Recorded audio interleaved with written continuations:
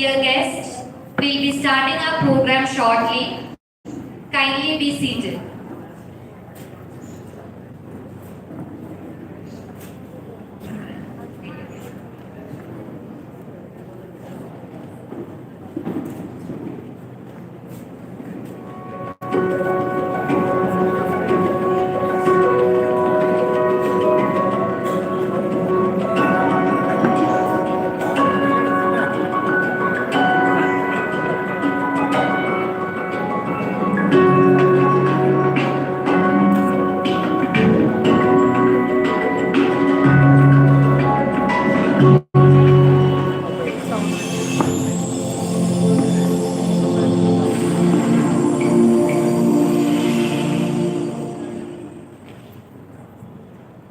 PELECANUS 2023. This function is organized to remember our founder, Ma George Alapar, honor our founder director, Monsignor Matthew Munyateri, and our beloved Dr. H.S. Edenbala.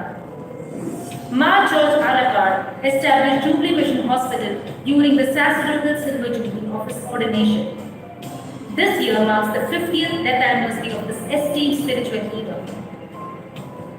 Monsignor Matthew Munyateri served Jubilee for 40 years and transformed a small dispensary into a super specialty hospital with the mission of transforming lives with love. Dr. H.S. Edenbala worked at Jubilee for more than 60 years, and during this tenure, he collaborated with Smile Train USA and conducted more than 23,000 cleft lip surgeries, completely free of cost, winning the accolade of Smile Maker. As a remembrance of these missionaries, Jubilee instituted the Monsignor Matthew Munyateri Memorial National Level Healthcare Missionary Award to promote missionary zeal in the current healthcare scenario in the country, and also instituted an oration in memory of Dr. H.S. Edenbala. This year, Dr. Alan Davis Alapar is selected for Healthcare Missionary Award. This award carries 50,001 rupees as well as a citation. Dr. Alan is an exemplary healthcare professional with a strong missionary perspective in rural Maharashtra. His missionary healthcare services aligns closely with the vision of our founder director. This year, Dr. H.S. Edenbala Memorial Oration will be delivered by Padma Bhushan Dr. Farooq Upadhyay on the topic, The Forgotten Art of Healing. We welcome you to PELECANUS 2023, which is organized on 4th November at Mother Teresa Hall, Jubilee Mission Medical College of Research Institute.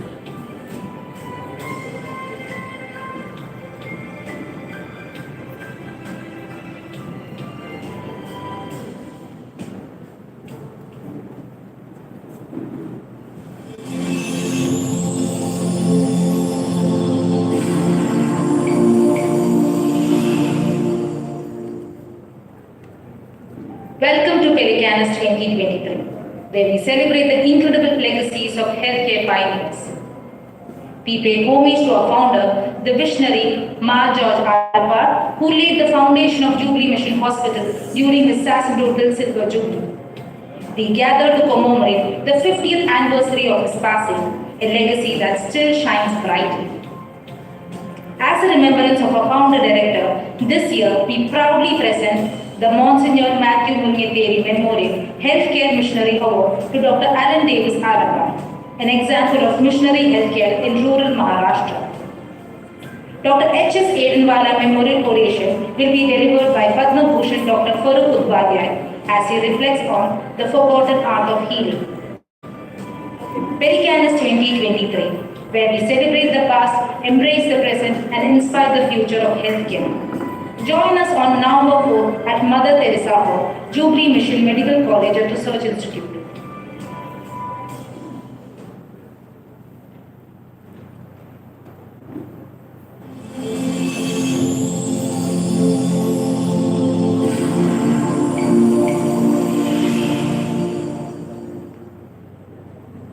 Welcome to PELECANUS 2023, where we celebrate the incredible legacies of healthcare pioneers.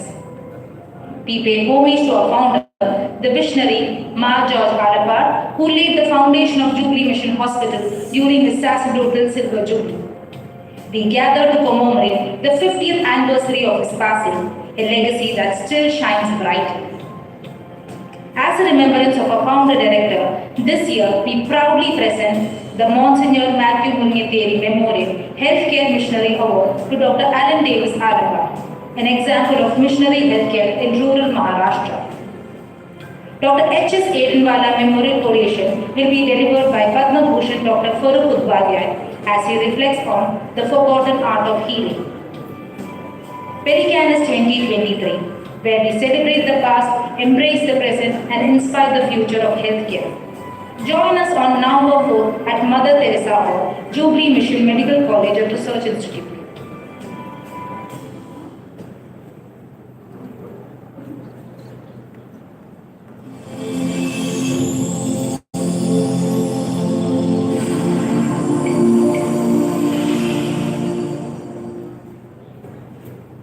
Welcome to PELECANUS 2023, where we celebrate the incredible legacies of healthcare pioneers. We pay homage to our founder, the visionary Ma George Alapar, who laid the foundation of Jubilee Mission Hospital during his sacerdotal silver jubilee. We gather to commemorate the 50th anniversary of his passing, a legacy that still shines bright. As a remembrance of our founder director, this year we proudly present the Monsignor Matthew Munyateri Memorial Healthcare Missionary Award to Dr. Alan Davis Alapar, an example of missionary healthcare in rural Maharashtra. Dr. H.S. Aidenwala Memorial Oration will be delivered by Padma Bhushan Dr. Farooq Udpadhyay as he reflects on the forgotten art of healing. PELECANUS 2023, where we celebrate the past, embrace the present, and inspire the future of healthcare. Join us on November 4th at Mother Teresa Hall, Jubilee Mission Medical College and Research Institute.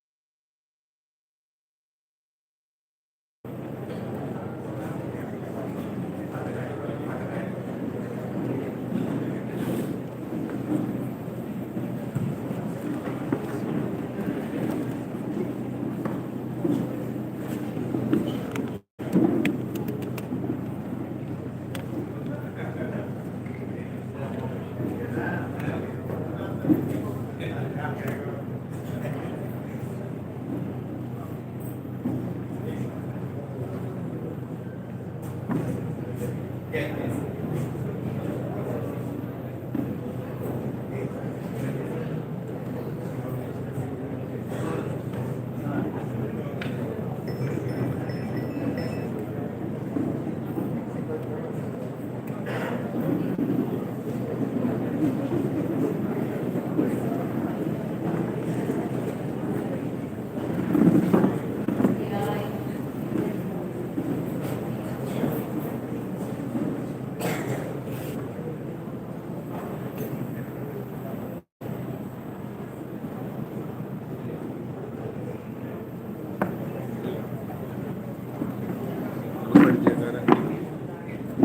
afternoon and welcome to PELECANUS 2023.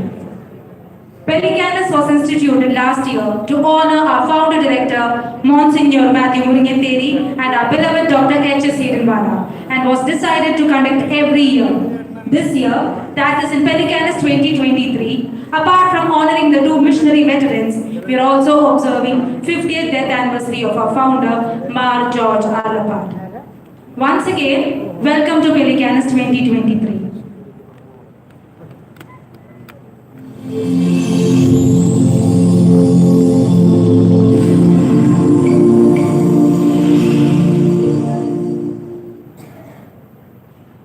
PELECANUS 2023. This function is organized to remember our founder, Mar George Arlapat, honor our founder director, Monsignor Matthew Muringatheri, and our beloved Dr. H.S. Hiranwala. Mar George Arlapat established Jubilee Mission Hospital during the sacramental silver jubilee of his ordination. This year marks the 50th death anniversary of this esteemed spiritual leader. Monsignor Matthew Muringatheri served Jubilee for 40 years and transformed a small dispensary into a super specialty hospital with the mission of transforming lives with love. Dr. H.S. Hiranwala worked at Jubilee for more than 60 years, and during this tenure, he collaborated with Smile Train USA and conducted more than 23,000 elective surgeries completely free of cost, winning the accolade of Smile Maker. As a remembrance of these missionaries, Jubilee instituted the Monsignor Matthew Muringatheri Memorial National Level Healthcare Missionary Award to promote missionaries in the current healthcare scenario in the country, and also instituted an oration in memory of Dr. H.S. Hiranwala. This year, Dr. Alan Davis Arlapat is selected for Healthcare Missionary Award. This award carries 50,001 rupees as well as a citation. Dr. Allen is an exemplary healthcare professional with a strong missionary perspective in rural Maharashtra. His missionary healthcare services align closely with the mission of our founder director. This year, Dr. H.S. Hiranwala Memorial Oration will be delivered by Padma Bhushan Dr. Farooq Upadhyay on the topic, The Forgotten Art of Healing.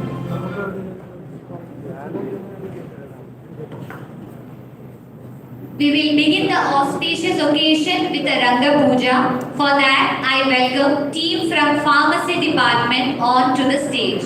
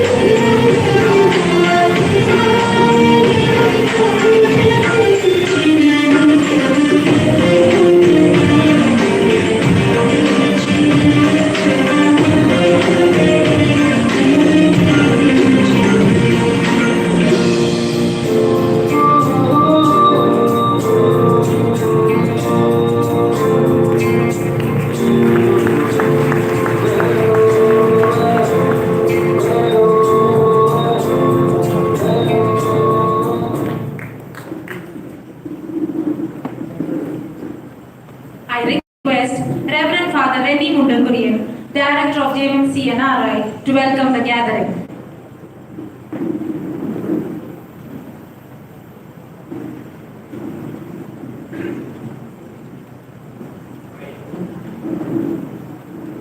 Praise and glory to Jesus Christ. A very loving good afternoon to you all and hearty welcome. Today is a day of joy for the Jubilee family. We remember the three pillars of Jubilee, founding pillars of Jubilee. The founding bishop, George Alapat, it's his 50th death anniversary. And remember with the gratitude of founder director, Monsignor Matthew Muringatheri and Dr. Edenbala, with more than 60 years of sacrificial service, giving color of mission to the Jubilee mission. When we remember these three pillars of Jubilee, it helps us also to look back, to look today, and to look forward. Jubilee was began as a sacerdotal silver jubilee memorial of our George Alapat. The name Jubilee comes from the Jubilee of our George Alapat.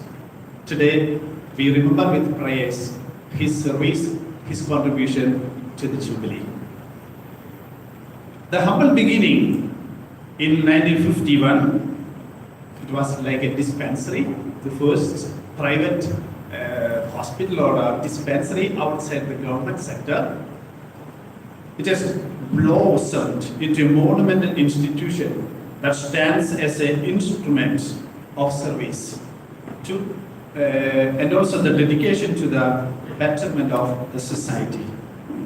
Now, Jubilee has grown into a 1,500-bedded multi-super speciality hospital with the 42 departments. People visit the hospital from all walks of life, especially the poor and the needy. The people of Thrissur aptly nicknamed as the poor man's hospital. It strongly upholds its mission, transforming lives with love. As I previously noted, our journey began in 1951 as a small dispensary. Presently, our institution has expanded into 7 establishments carrying our legacy. Now, the Jubilee Mission Hospital has 7 institutions: Jubilee Mission Hospital, Jubilee Mission Nursing School, Nursing College, Research Institute, College of Allied Health and Services, and lastly, Jubilee Ayurveda Hospital in Cherur.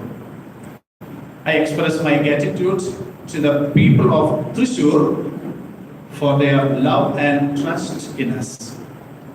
In this moment, I extend a warm welcome to each one of you, all the guests, dignitaries, and all those participants who have graced us with your presence here today. Our Archbishop, the father of Jubilee family, has an emergency meeting under the CBCI, New Delhi, so he could not come to attend this meeting. He excused. His blessings and regards to all of you. In his absence, Auxiliary Bishop Tony Nilagavil, he has a meeting. He will come without late. We will welcome him later. 3 programs. The first part is the oration in memory of our dear Dr. Edenbala. And it is my great privilege to welcome Padma Bhushan Dr. Farooq Udwadhya, physician and intensivist at Breach Candy Hospital, Mumbai. He is a fitting person to give this oration. He's the best friend of Dr. Edenbala, his family, and he's also a member of the medical team of presidents and prime ministers of India, and so many other awards like B.C. Roy, award by the President of India. And we are lucky to have him today to deliver this oration. Your esteemed presence, despite your busy schedule, is very young, only 92 years old. Originally, we planned this meeting planned on 6th November, but he had no time to come. Other programs, full of programs this time. The only 2 days we got is 4th November. So full of programs with this young age, 92. Sir, we are privileged to have you amidst us. Hearty welcome, sir. With his spouse, Mrs. Farooq Dwadia. I invite the children of Dr. Edenwala, Dr. Firdaus and Dr. Homai to present the flowers to the family of Farooq Dwadia. Hearty welcome.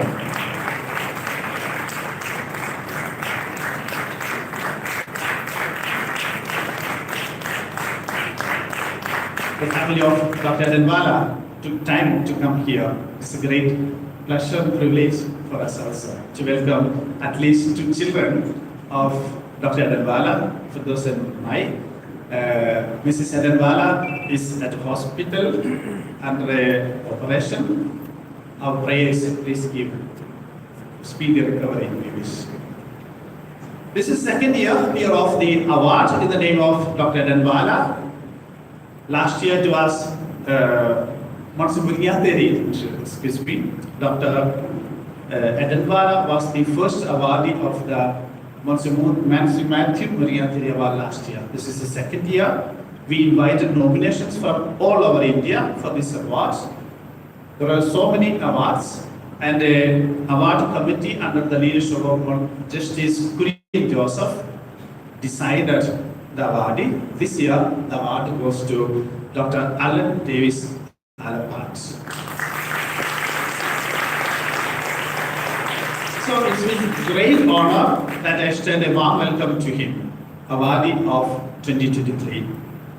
I don't enumerate all his contributions, they will come later.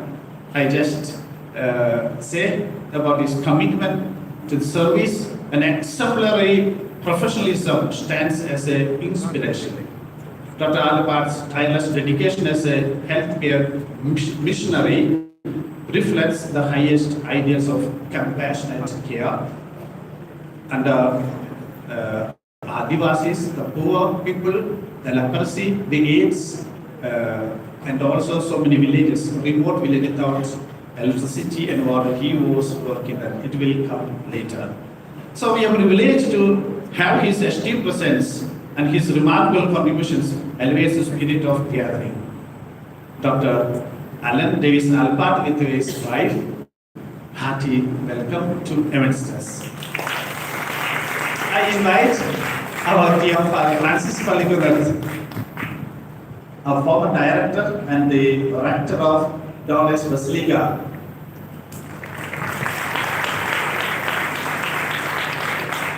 Dr. Alan was baptized in Dulles Basilica, and it is most fitting that Father Francis give the flower. Mar George Alabat, the founder of Jubilee, we remember with gratitude. And we are asked to commemorate him in archdiocesan level. Archbishop excused, Bishop Tony will come, and the representative of the whole diocese are here. The priest, the pastoral council, the steering body of the archdiocese, the pastoral council members are there, and also representatives of the coordination committee for the organizations in the diocese, and also the family units coordination committee, all are here. And we are privileged to have the secretary of pastoral council, Mrs. Mary, Dr. Mary Regina, amidst us. She will give us her thoughts or the diocesan thoughts about Mar George Albert. Hearty welcome, madam, amidst us.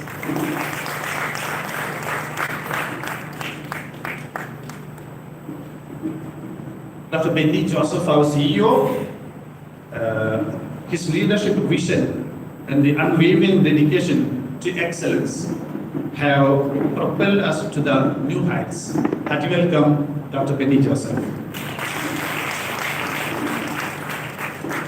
Dr. P.C. Gilvas, our medical superintendent, I warmly welcome Dr. Gilvas, whose sharp guidance and leadership consistently navigate our medical college. Hearty welcome, sir.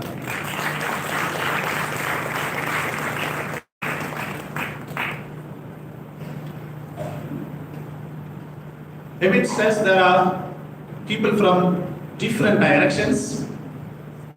The family of Dr. Edadwala, the families of and friends of Dr. Allen, relatives of Monsignor Murugateri, the diocesan representatives, priests, and other people are here. The heads of the neighboring institutions, the foreign makers of the Lourdes Cathedral, principal of St. Thomas College, and the director of the Family Apostolates, all are here. My wholehearted welcome to you all.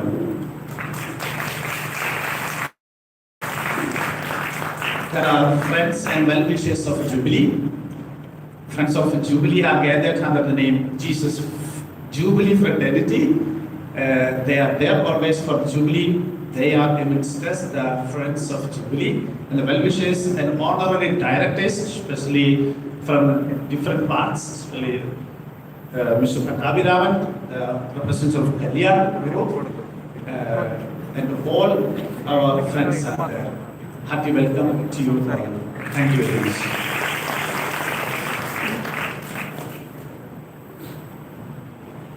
Thank you, Father. We welcome you to PELECANUS 2023.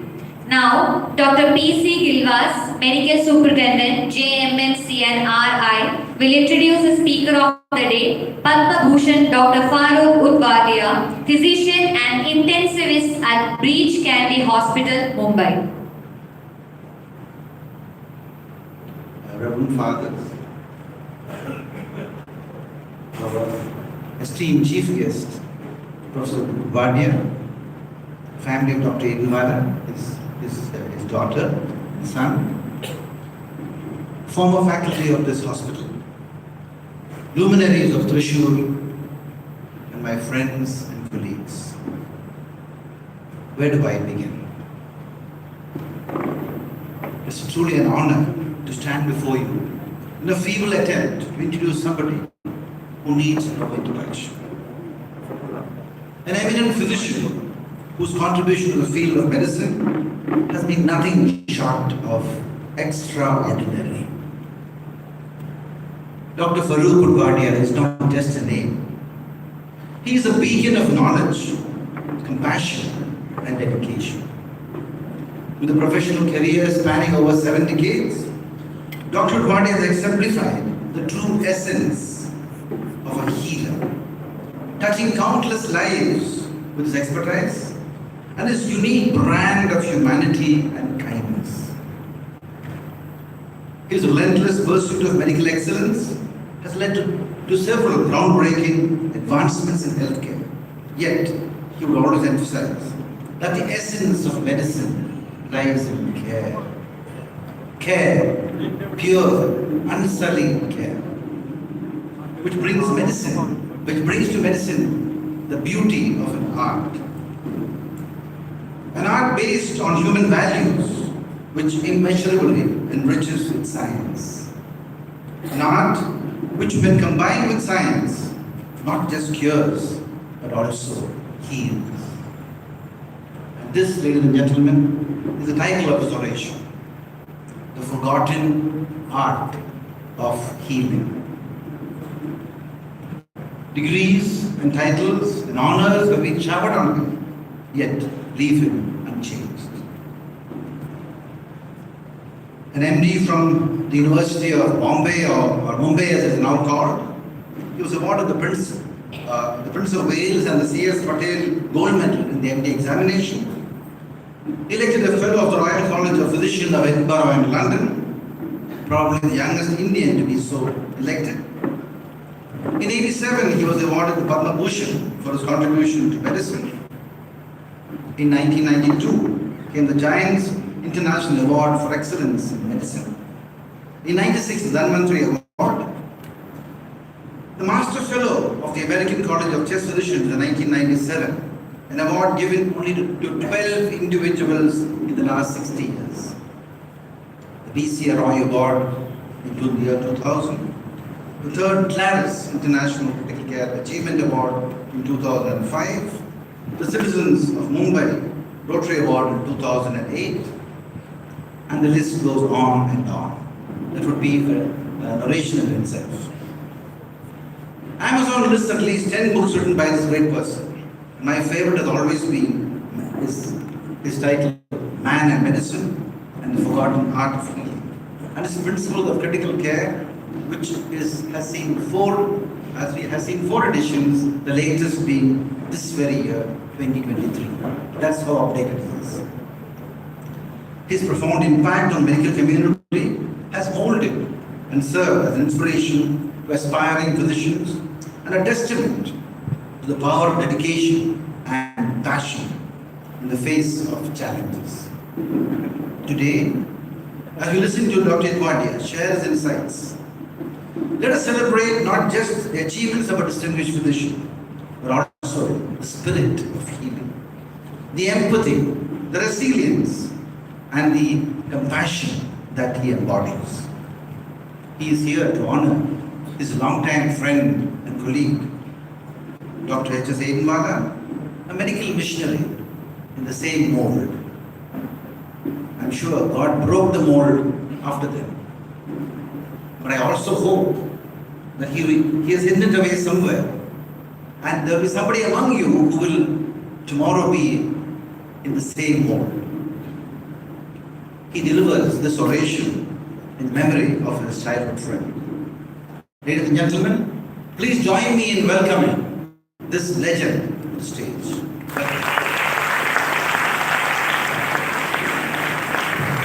Thank you, sir.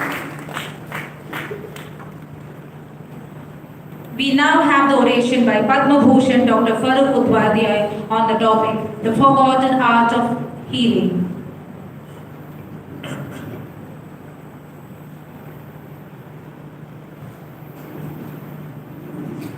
Father Rennie Wounded Korean, priests of this Jubilee Mission Hospital, all of you are doing wonderful work for the poor.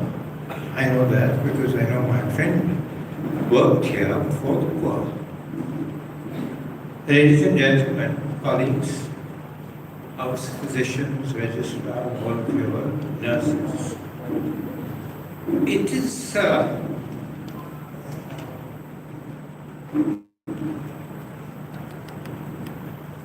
bit emotional. We were great friends from school for 80 years, ladies and gentlemen. There was never a harsh word that I spoke to him and he to me. I think that must be really a record as far as friendships go. We did many great things together. When I mean great mischief together, I must say, in our younger days. We had great fun. We learned from each other. After he went away to Tricur, the contact always remained. If I did not see him, there would be telephone calls or letters. If he found something interesting, he would write to me. I would speak to him. And it was a wonderful friendship. But alas, as everything else ends in the world, it had to end. I'm asked to say just a few words, but all I can say is that he was a man in a million, ladies and gentlemen.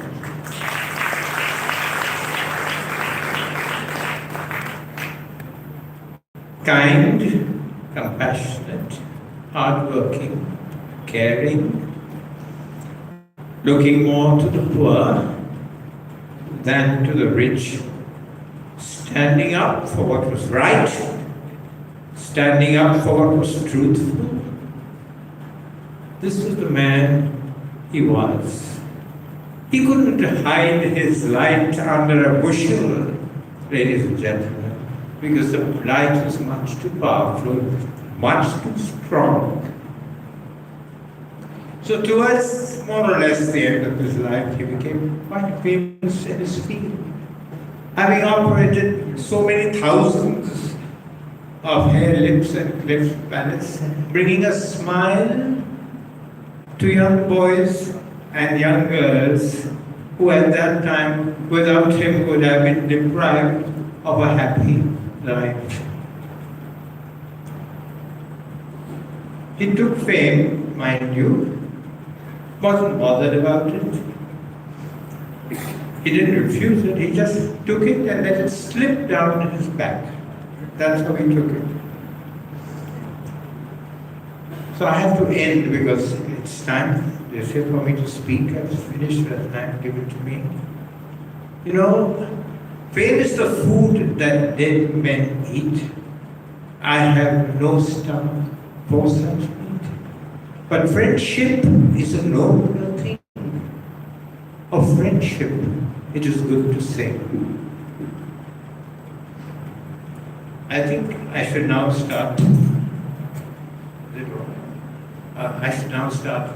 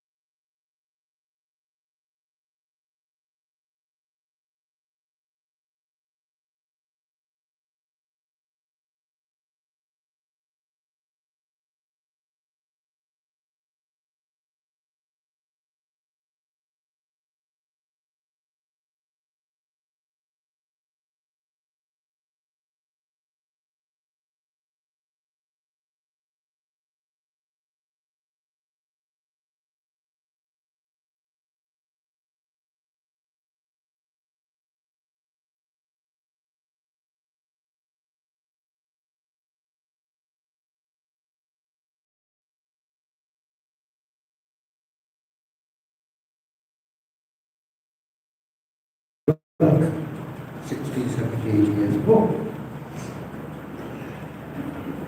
But there is a strange paradox here. There is an increasing distrust, disillusionment, and even antagonism to medicine and to medical professionals.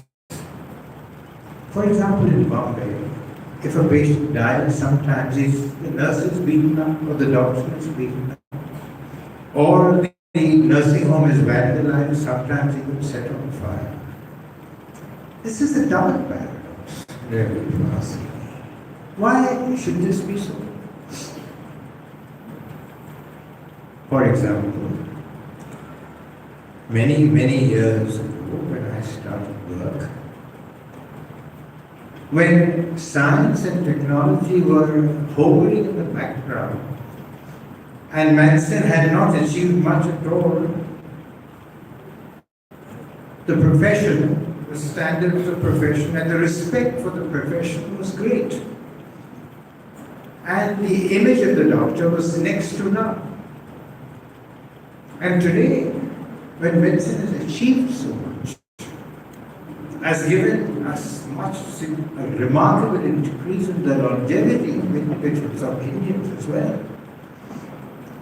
When science holds medicine in a real tight embrace, what do you see? The respect for the profession is not as great. And the image of the physician has plummeted. Why is this so?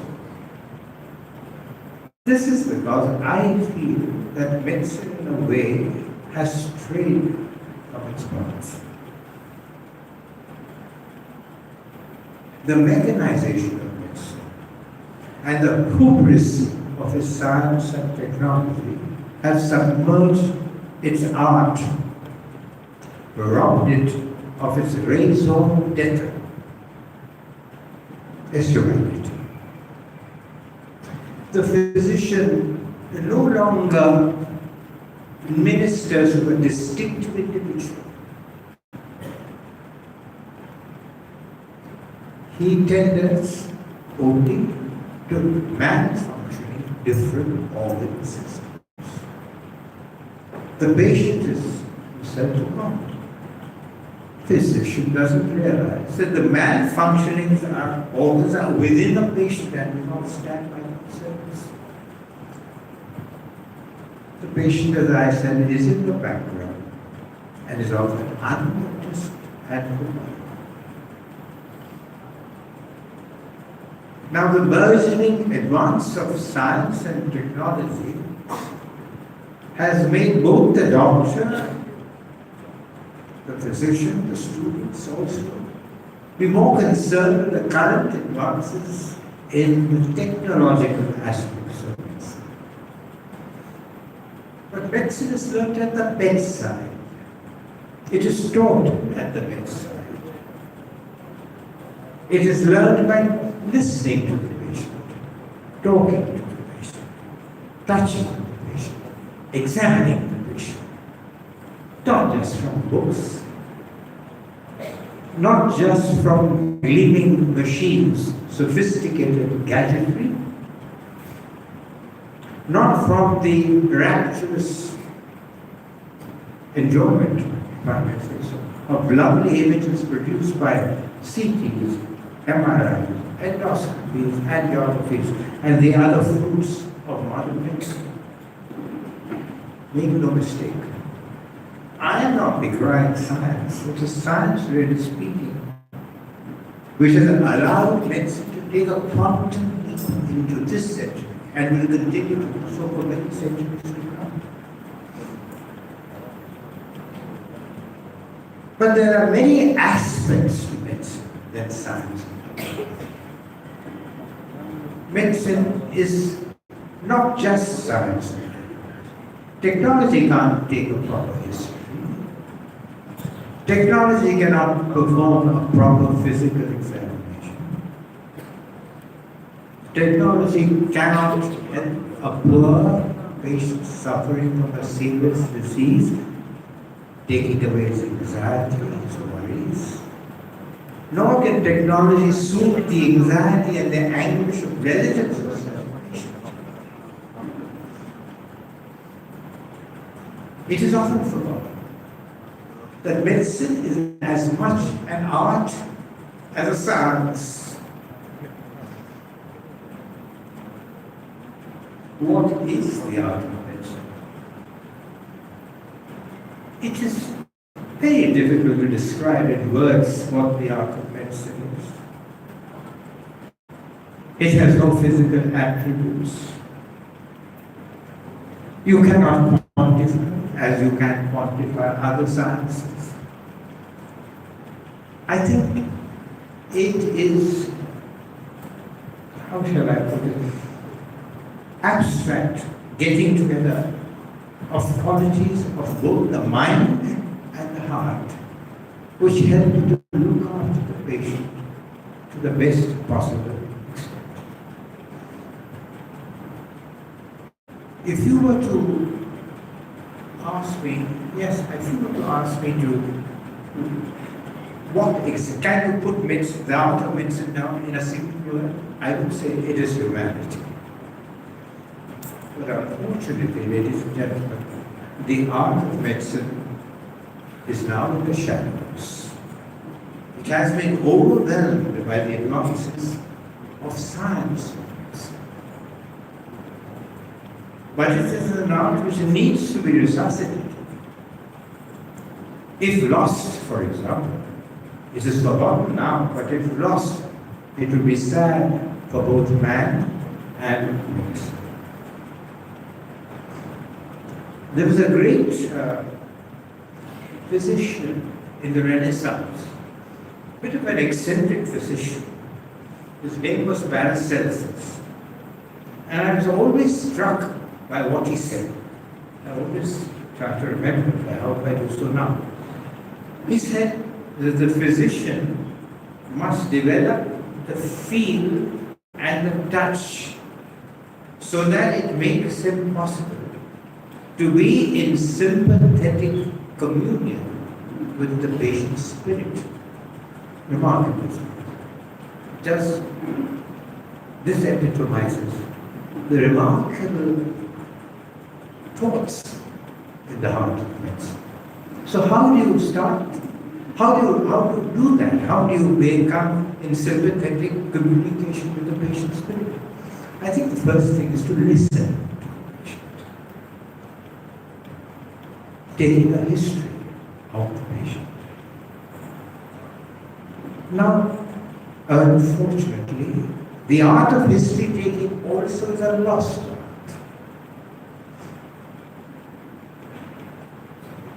To my mind, it is impossible to be perfect in the art of history taking, even if you had a lifetime or 2 lifetimes doing that. Why is this so? Because the disease is never the same in different patients. It manifests differently in different patients. Each patient is unique and manifests the disease perhaps in a different way. The manifestation of a disease is just not dependent upon the disease itself. It depends upon the changes produced in the body within by the disease. It then depends upon the physiological adaptation to those changes that takes place. That again is not the same in every patient. It depends on the constitution, on the endurance of the patient, on the environment of the patient, and also on the genetics of the patient. Genetics, which has come so much into vogue in today's time. Also, a patient might describe a symptom in one way and another might in another way. A patient with a heart attack might say, I have pain in the chest. And another patient with a heart attack might say, I have a invitation. A patient with a pain in the shoulder will go to the orthopedic person, whereas really the patient has had a problem with his heart.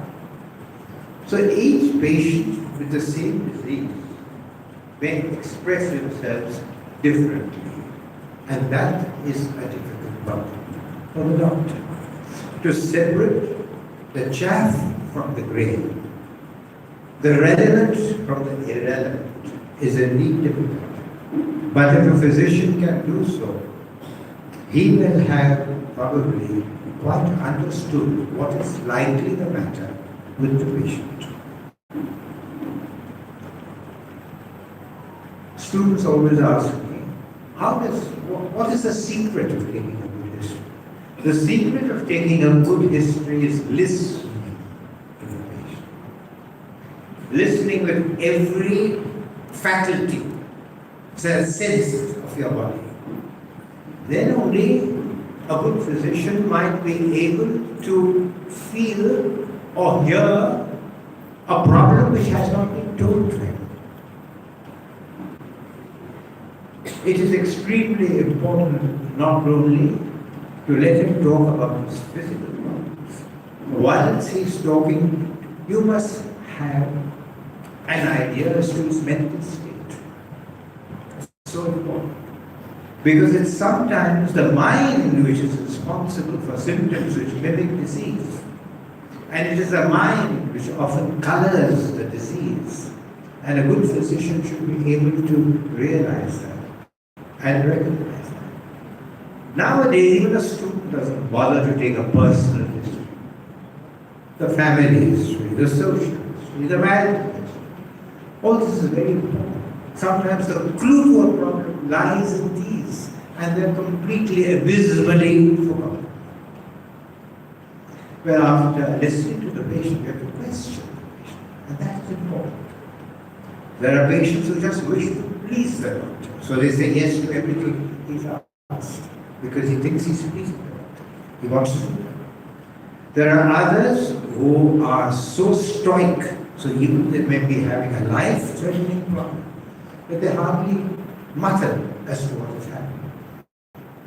There are others who overplay their symptoms, and the physician should be able to recognize that. And there are others who speak so many things, done what doesn't say. It's difficult to find out what really is the essence of the matter. I think the art of medicine lies in looking at the patient holistically, the mind and the body. He may come to you with symptoms resembling a disorder of an organ or an organ system.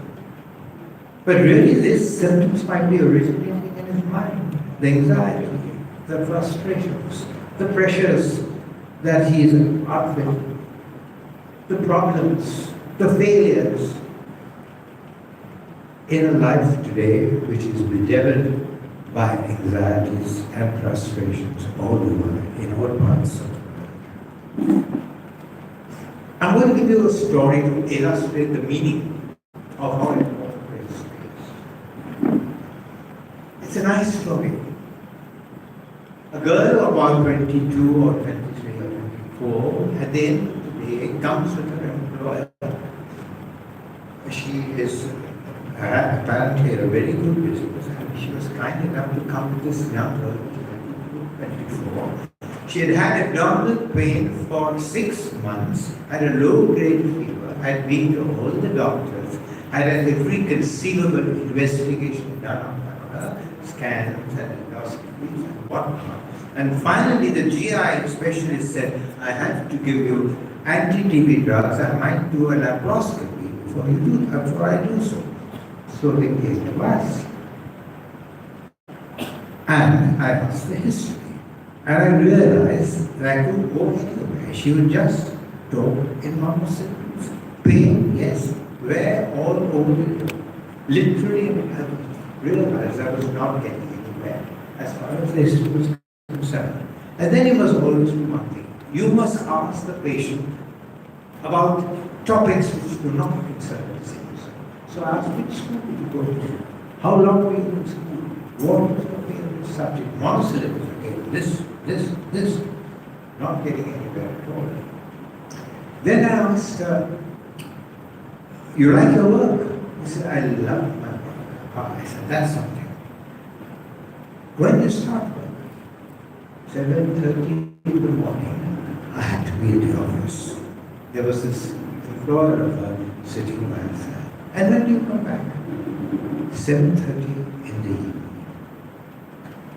When you get up in the morning, you start work at 7:30. And then she says, I couldn't sleep. I said, what time? She says, I sleep, going to bed at 11 o'clock or so, but I can't sleep till 3:30. And I have to get up at 6 o'clock if I have to reach the office by 7:30. I said, you work the whole day from 7 to 7, and you say you can't sleep for 4 hours. What's the reason? He says, I don't know. I'm surprised. You don't know why you shouldn't sleep well. What are your plans? I asked. What's to do? I'm very happy in my work. I'm supposed to do, and she's given me a raise, and I have a feeling that I am going to go further and further. And suddenly, almost as an aside, I tell her, is it all you want in life? Don't you want to get married, a pretty girl like you? Don't you want to have a home of your own? Don't you want to have children?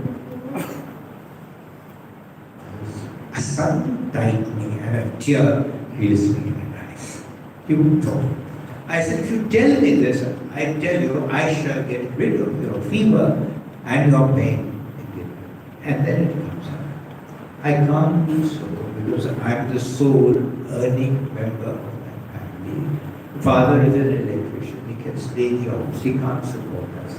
The mother is not well. And I've put my sister in a very good school. How can I marry? There was the problem. That was the problem.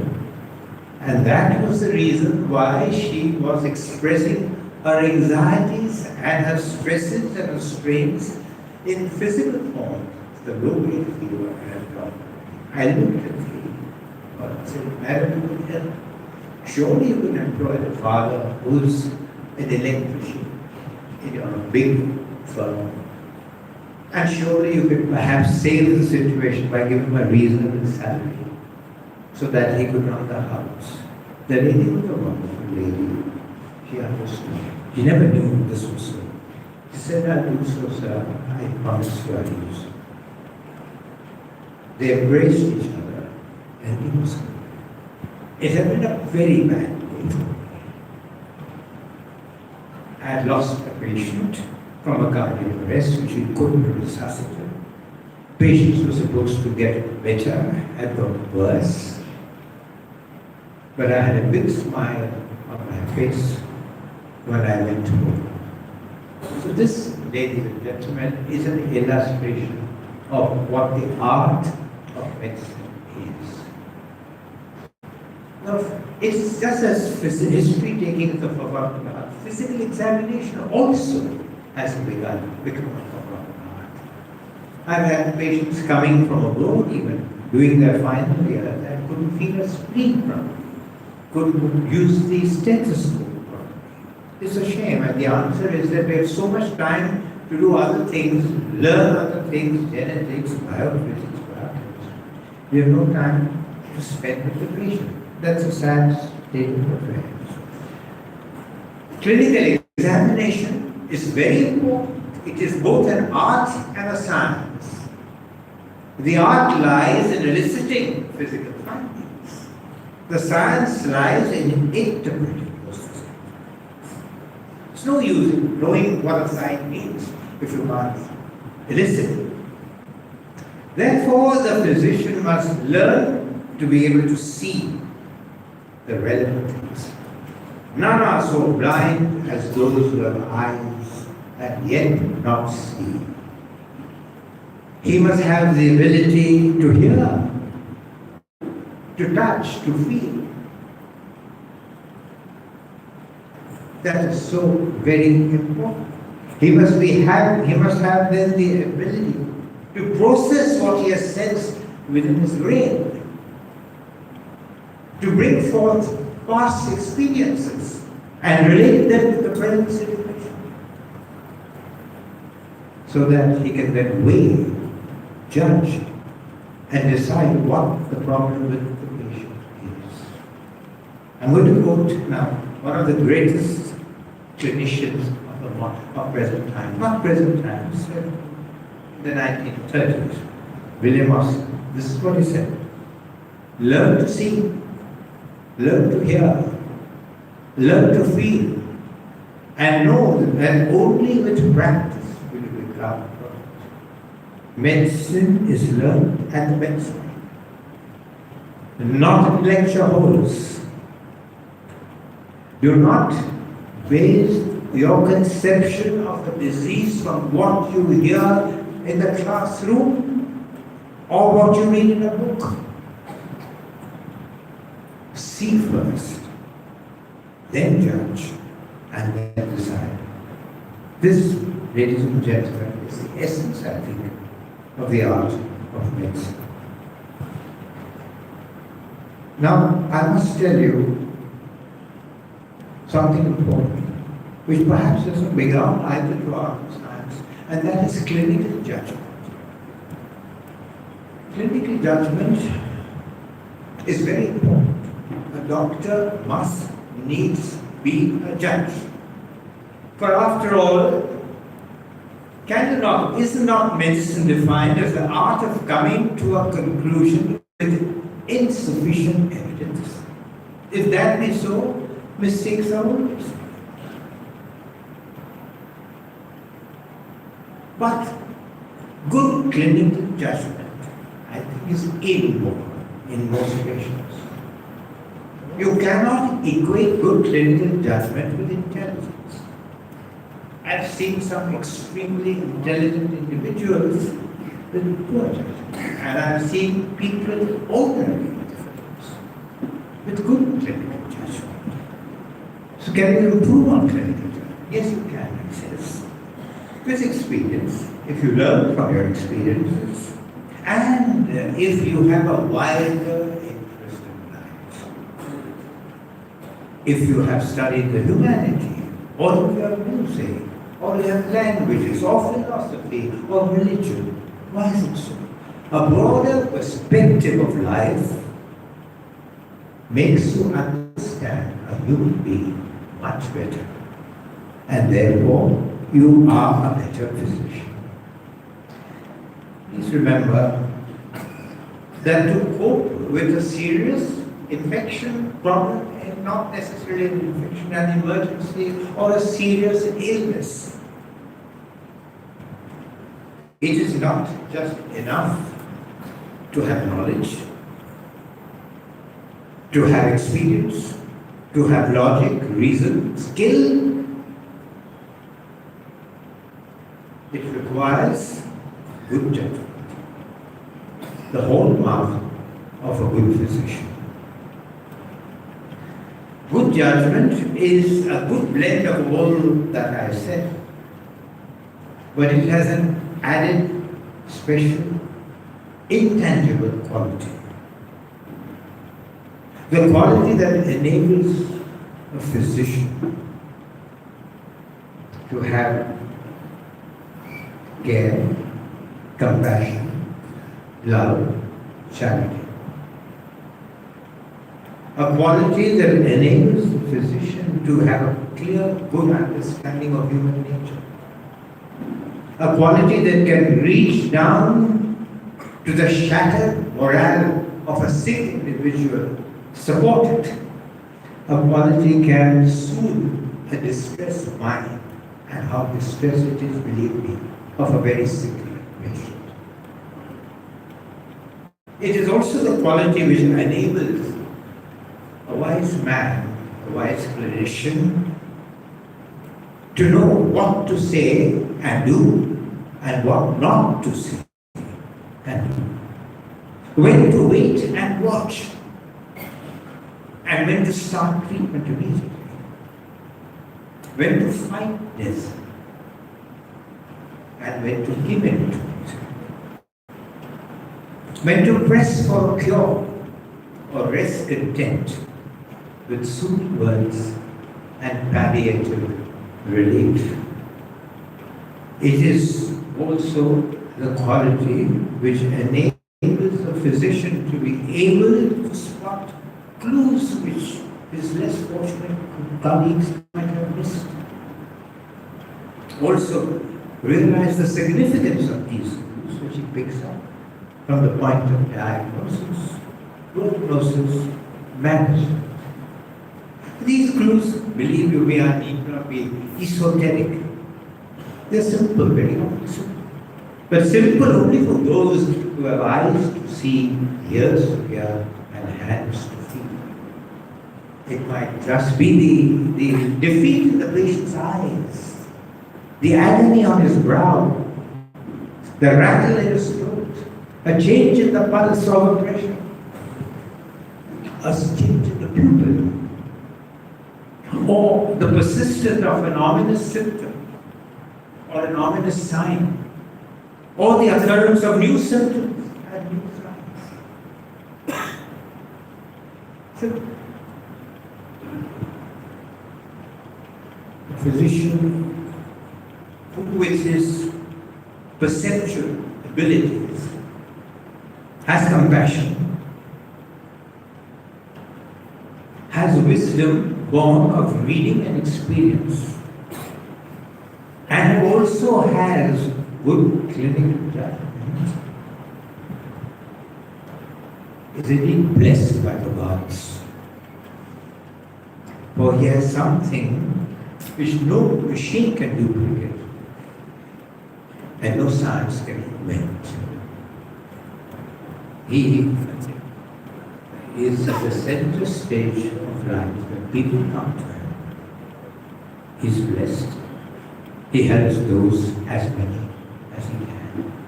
You know, in today's times, physicians are all keen on rewards, distinctions, Be that as it may be, if they deserve it, well and good. But as my friend and I discussed, what greater reward is there for a physician to release the clutch of death and replace it with the hope of living? What honor, greater honor than that? And what greater reward than to see the smile on relatives of such a patient who from death or near death comes back to life?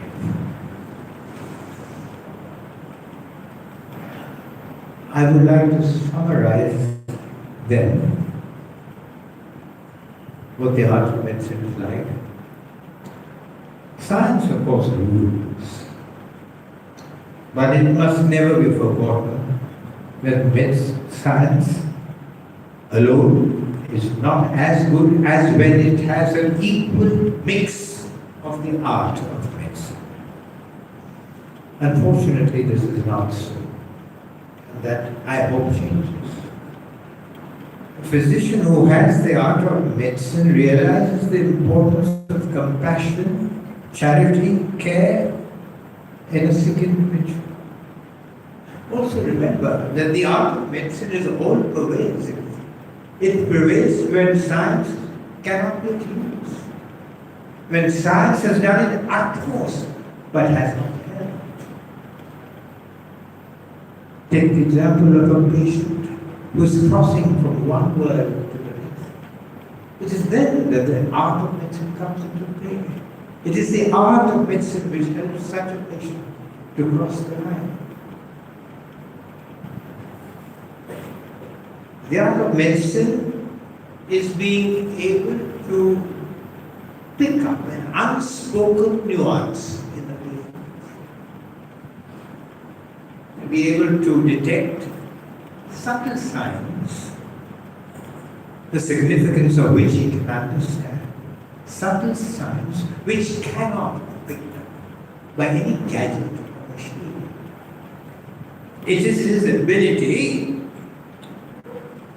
to sift the evidence before him and give the right answer among so many possible answers to a pertinent question. It is perhaps an intuitive feel for a diagnosis of how he should proceed. The art of medicine is holistic, looking at the mind and the body, not just the body.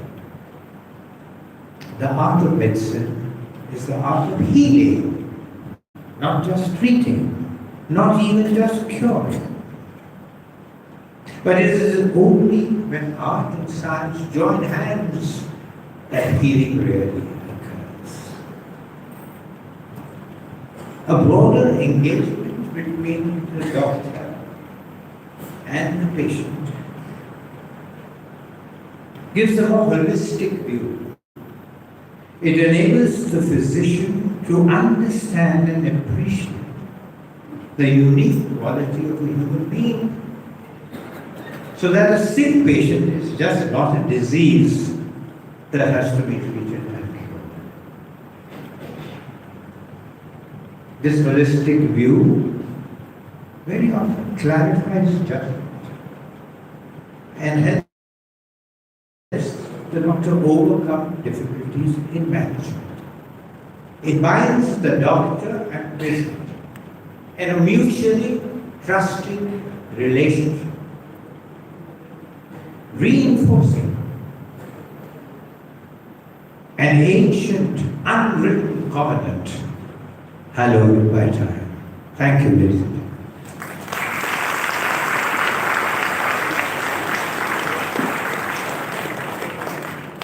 Thank you, sir. Thank you for a valuable and enlightening talk. This comes to the end of the oration.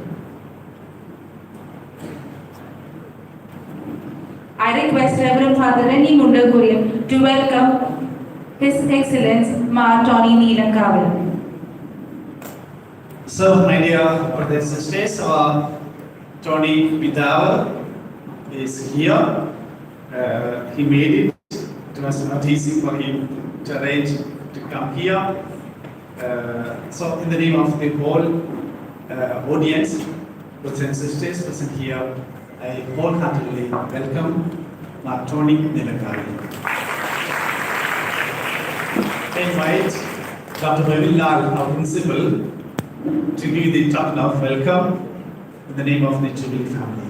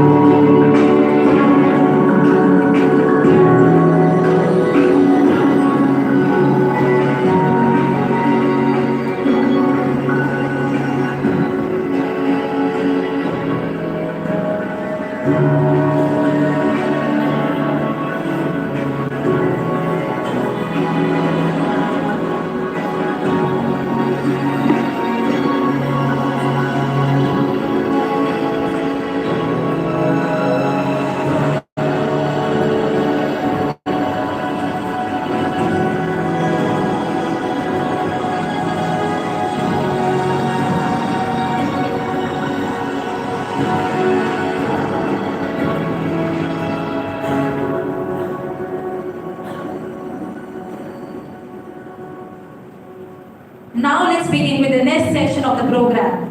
Let's welcome our dignitaries on the stage. For that, I request His Grace, Mark Tony Neelankavil, Dr. Farooq Udwadhyay, Dr. Alan Davis Alapat, Dr. Rennie Mundangurian, Father Rennie Mundangurian, Dr. Mary Regina, Dr. Benny Joseph Neelankavil, Dr. P.C. Gilvas and Dr. P.R. Varghese to come to the stage and kindly be seated.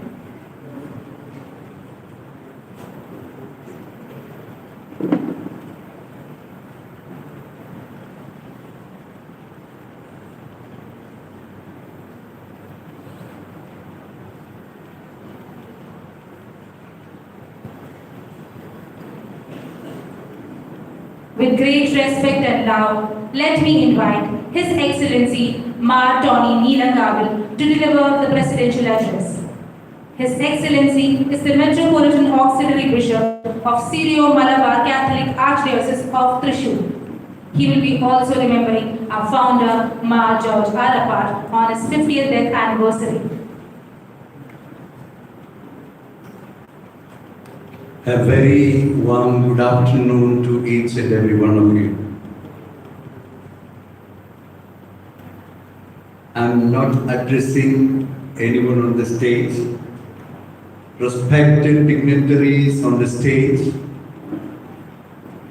respected family members of Dr. Edanwala,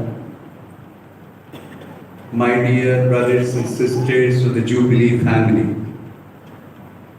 What an excellent oration, isn't it? We just now heard. I think we need to give him a great clap. Dr. Farooq Udwadhyay, my pronunciation may not be correct. from his words, I just now told him, it was not an oration from someone, a learned person from books. He was in fact sharing his life. Only such a person can talk like this.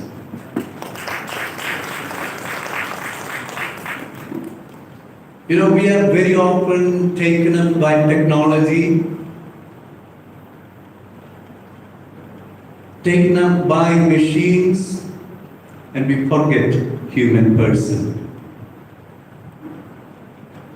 I was reminded of my own studies in medical ethics.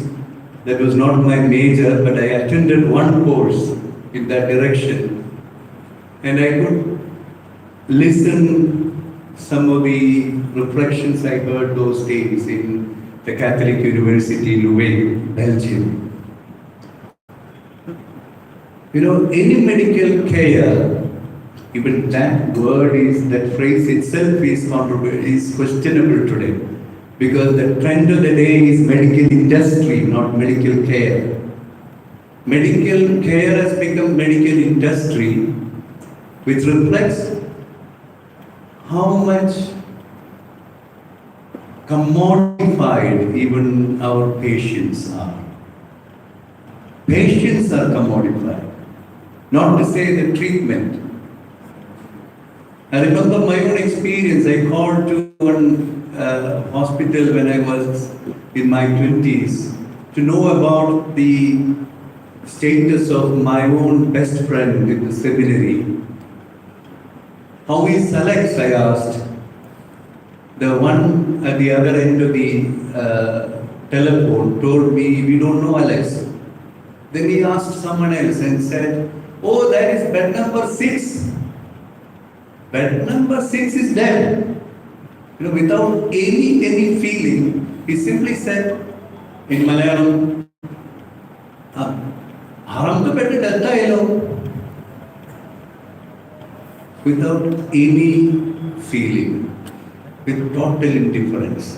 And I think that's what this is the culture against which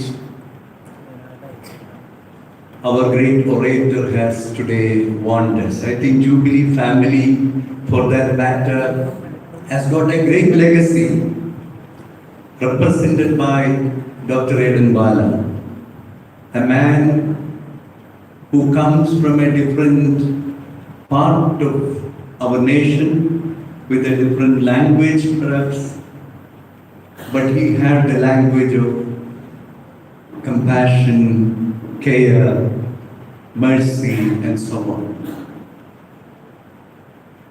Compassion in biblical tradition has got a there are 4 or 5 terms in the Bible which speaks about various nuances of compassion. One particular Greek word that attracts me always is the situation of, when you see a patient in anguish, there comes a pain from the bottom of your belly. The term used in Greek is plangnithomai, which has the same word is also the root of spleen. I don't know whether they are connected, but this word in Greek culture means when you see a great pain in front of you, another pain comes from your inner self, which motivates you to do something for this person. This is possible only if you do not merely look at the organs, merely look at the machinery, merely look at human being as a machinery with several parts, and you are specialized in one particular part. Orthopedics, but only leg, and that too only the right leg. That way of looking at human person, I think it was against this particular culture which respected Dr. Farooq Udwadia warned us. And I passingly mentioned that Dr. Edenwala represented this culture which we just now heard, this medical care which we originally intended and which we still trying to uphold in this present climate of medical industry. As someone recently associated with the Jubilee Medical College, I can tell you that we are facing a lot of opposition from people who represent medical industry. Let us hold on to the legacy, the original legacy of Jubilee Hospital, the Jubilee Dispensary in which Professor Dr. Edenwala started, and let us witness to humanity. Let us side with humanity by looking at patients as human beings, not simply parts of a machine. With these words of introduction, now my task is to talk, to reflect our memories on Bishop George Alapat, whose 50th death anniversary we commemorate together with this great event, PELECANUS. Here I may not be able to speak in English all the time, also for the sake of the life word of Bishop George Alapat. But one thing is true, why we remember Bishop Alapat today in the context of this Father Monsignor Muringatheri Memorial Lecture, and in the context of this great oration in memory of Dr. Edenwala. This hospital was founded by Bishop George Alapat. It was the sacerdotal Silver Jubilee Memorial.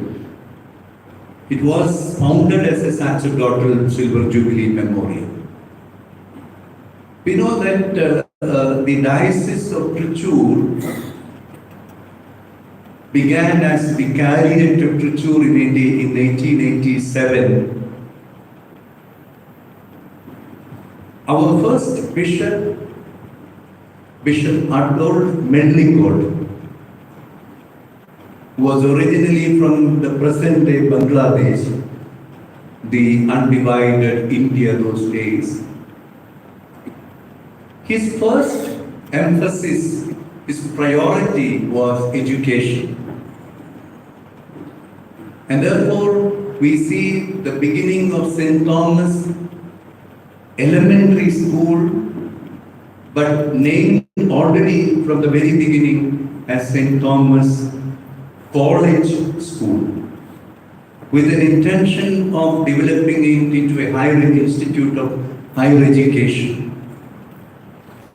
A very far-sighted man who thought that the development of a society depends primarily on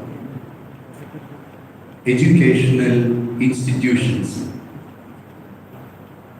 Now, Bishop George Alapat, his third successor, also, along with his emphasis on education, he also gave importance to medical care, health care. And therefore, we can see that Jubilee Medical College and the hospital, Mission Hospital in Karanjara, they are two daughters of Bishop George Alapart. The elder daughter is, of course, Jubilee Hospital, but then he later on started also Karanjila Mission Hospital. A time when medical profession was a very, very rare thing. You know, there was even no indigenous nurse available those days. He had to hire two reverend sisters who were not from India, together with an MLP, licensed doctor, medical license practitioner, and a very small beginning. And all this was the intention, the vision of Bishop George Alapart. Now, his right hand was Monsignor Guringathiri. Why I said his right hand? Because he was his secretary from all throughout his episcopate, his period in the office as bishop. He was also the secretary to the diocese. Those days, there was a secretary to the diocese who took care of all the documents. So Bishop George Alapart entrusted Monsignor Guringathiri to execute his vision. And therefore I feel that remembering Bishop Alapart in this hospital is certainly very fitting. Bishop Alapart was born in 1900, 11th February, the feast of Our Lady of Lourdes. You know, Lourdes is a symbol of healing. People rush to Lourdes for healing. And therefore, maybe that is also a reason why he made it a point to enter into healing ministry. Now, he was the first student in the St. Thomas College when this small school became later on developed into a college. In the register of St. Thomas College, you will find number 1, Alapart Varumi, that was his name. So he is the first student in the college, later became the patron of the same college. He has also, during his period, he also, was also instrumental to begin 3 other colleges in Trichy. He had his higher studies in Rome, in the famous Propaganda College, where there were those days 300 seminarians from 40 different countries speaking more than 30 languages, their native, 30 native tongues. They together studied in that college, and they not only studied, they lived together. And in that college, you can imagine what an exposure he might have had those days. He was elected, not appointed, he was elected as the general prefect, a very covetous position. All these students from different countries elected him as their leader. So even as a student, he showed great leadership qualities.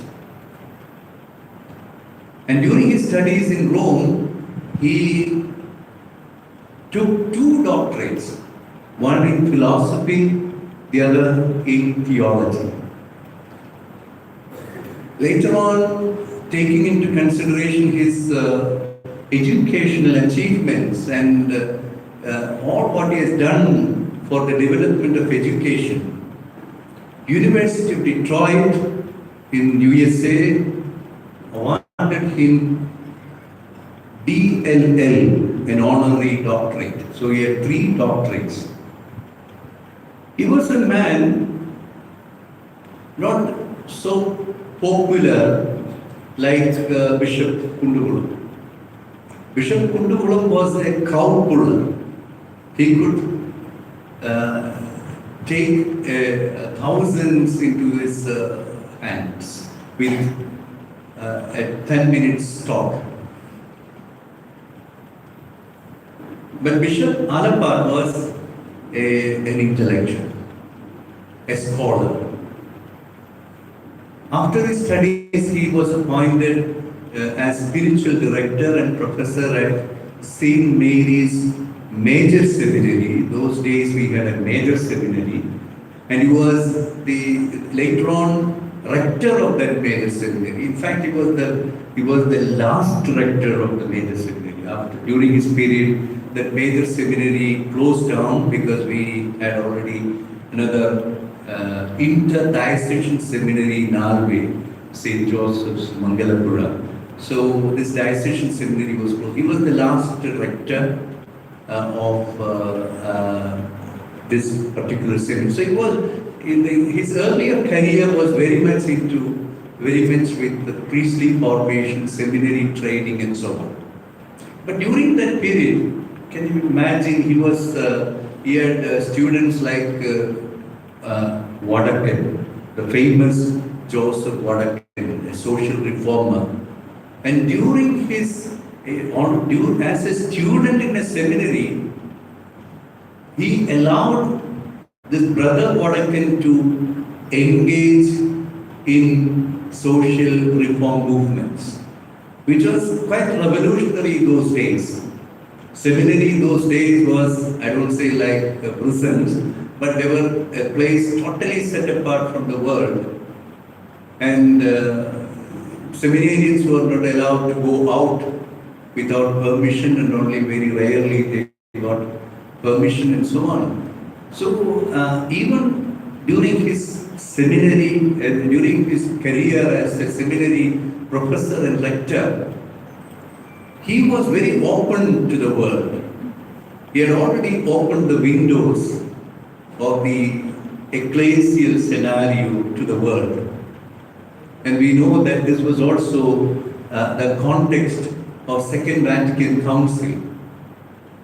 Pope John XXIII wanted to convene a council, a universal council, which was not very much encouraged by his own advisors, the cardinals. But then he did a very symbolic act.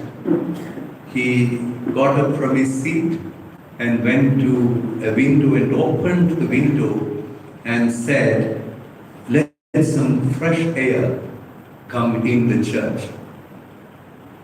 And I think Bishop George Alapart was already prepared in that direction during his pre-Vatican ministry.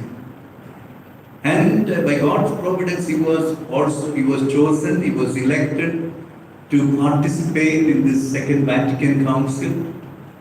He took part in all the 4 sessions of the Second Vatican Council.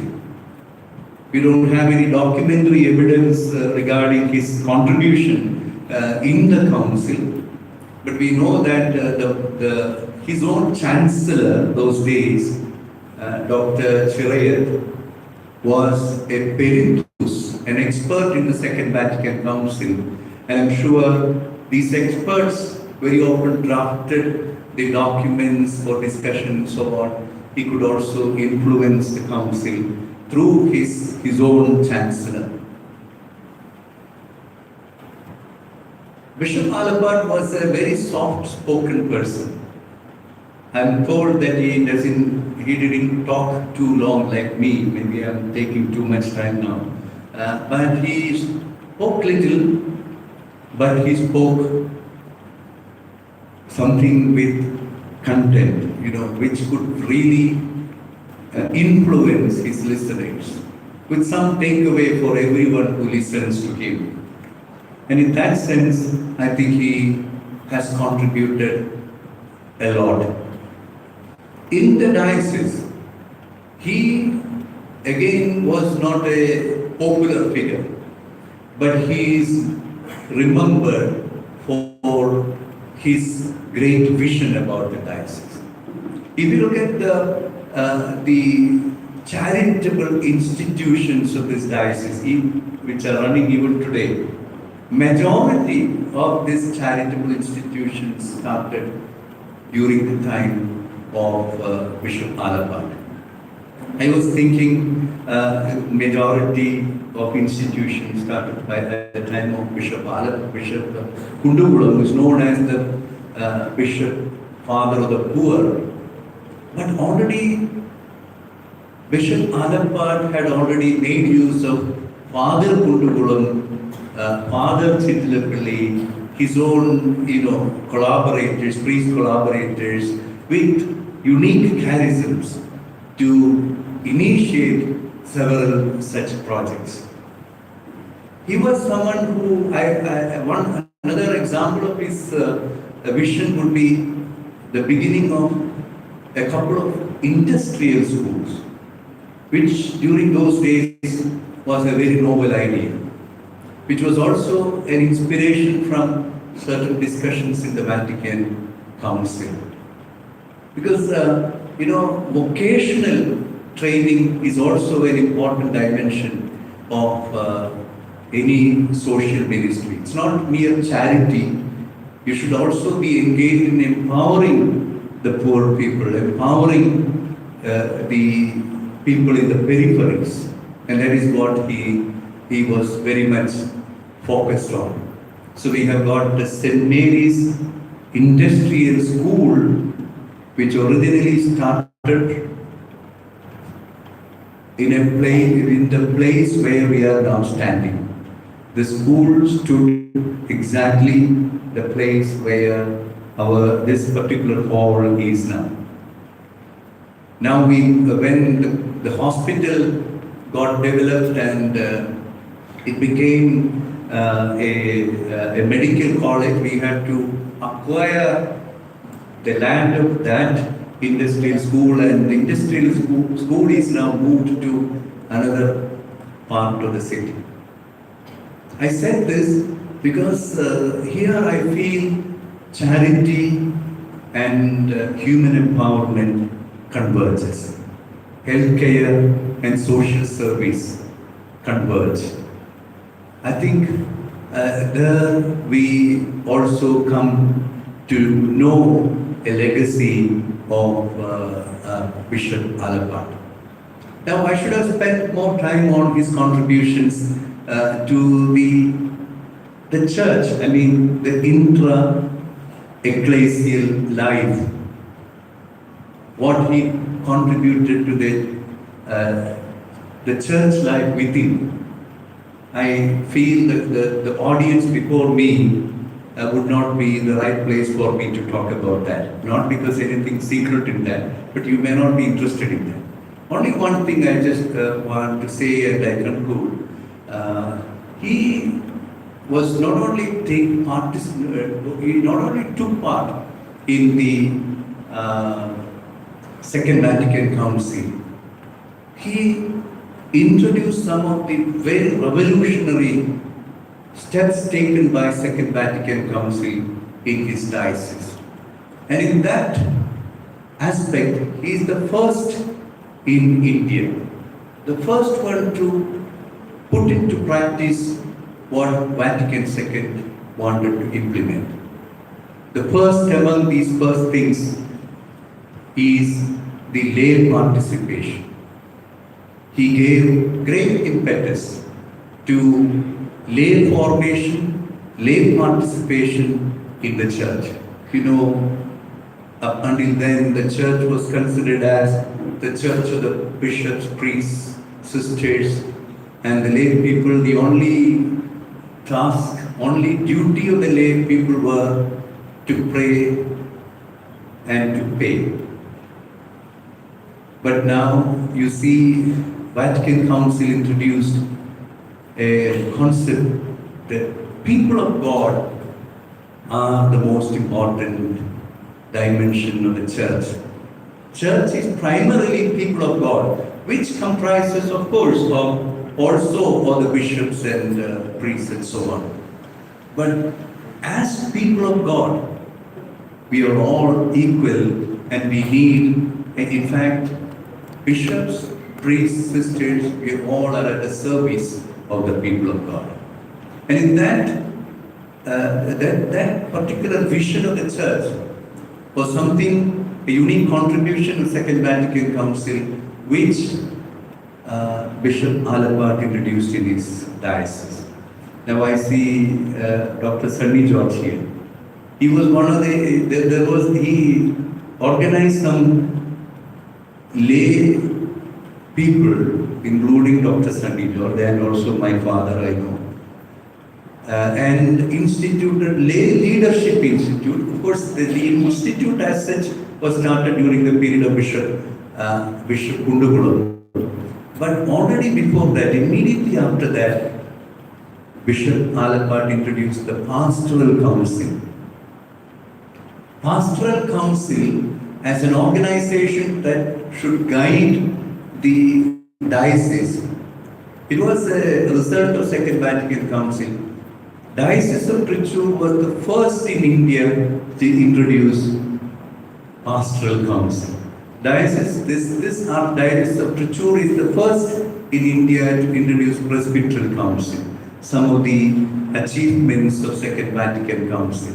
And therefore, I only said 2 or 3 aspects of his contributions to the church, only to mention as bishop and someone distantly, following Bishop Alabat.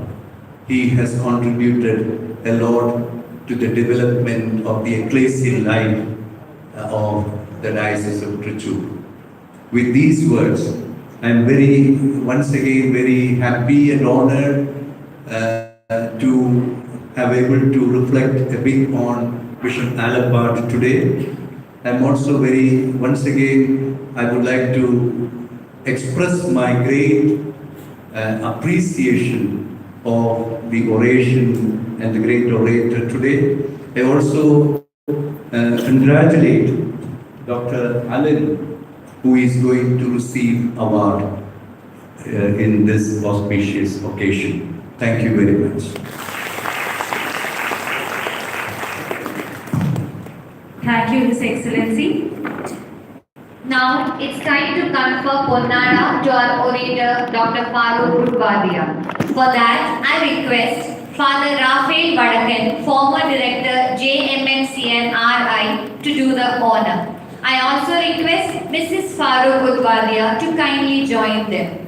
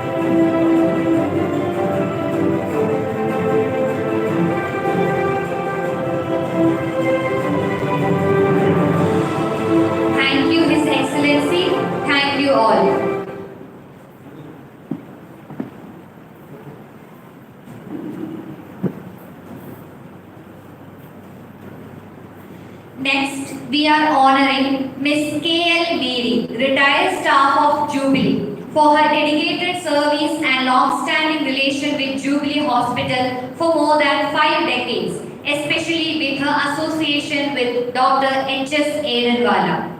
I request Father Sinto Karyaparamban, Assistant Director, JMMC and RI, to hand over Certificate of Appreciation to Miss Mary.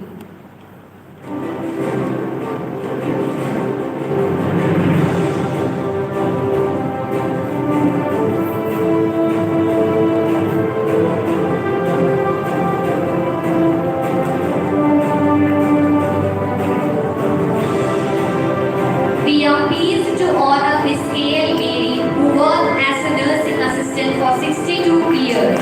Miss K.L. Mary joined our hospital at a tender age of 16 years in the year 1960. She retired after 40 years of service in 2000.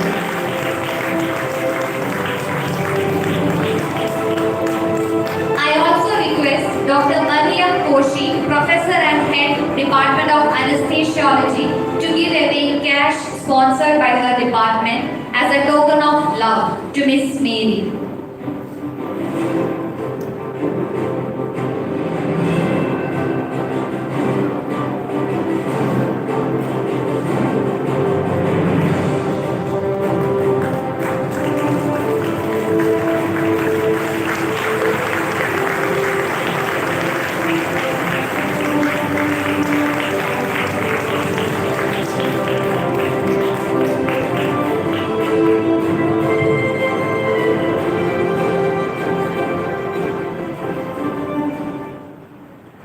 Thank you, everyone.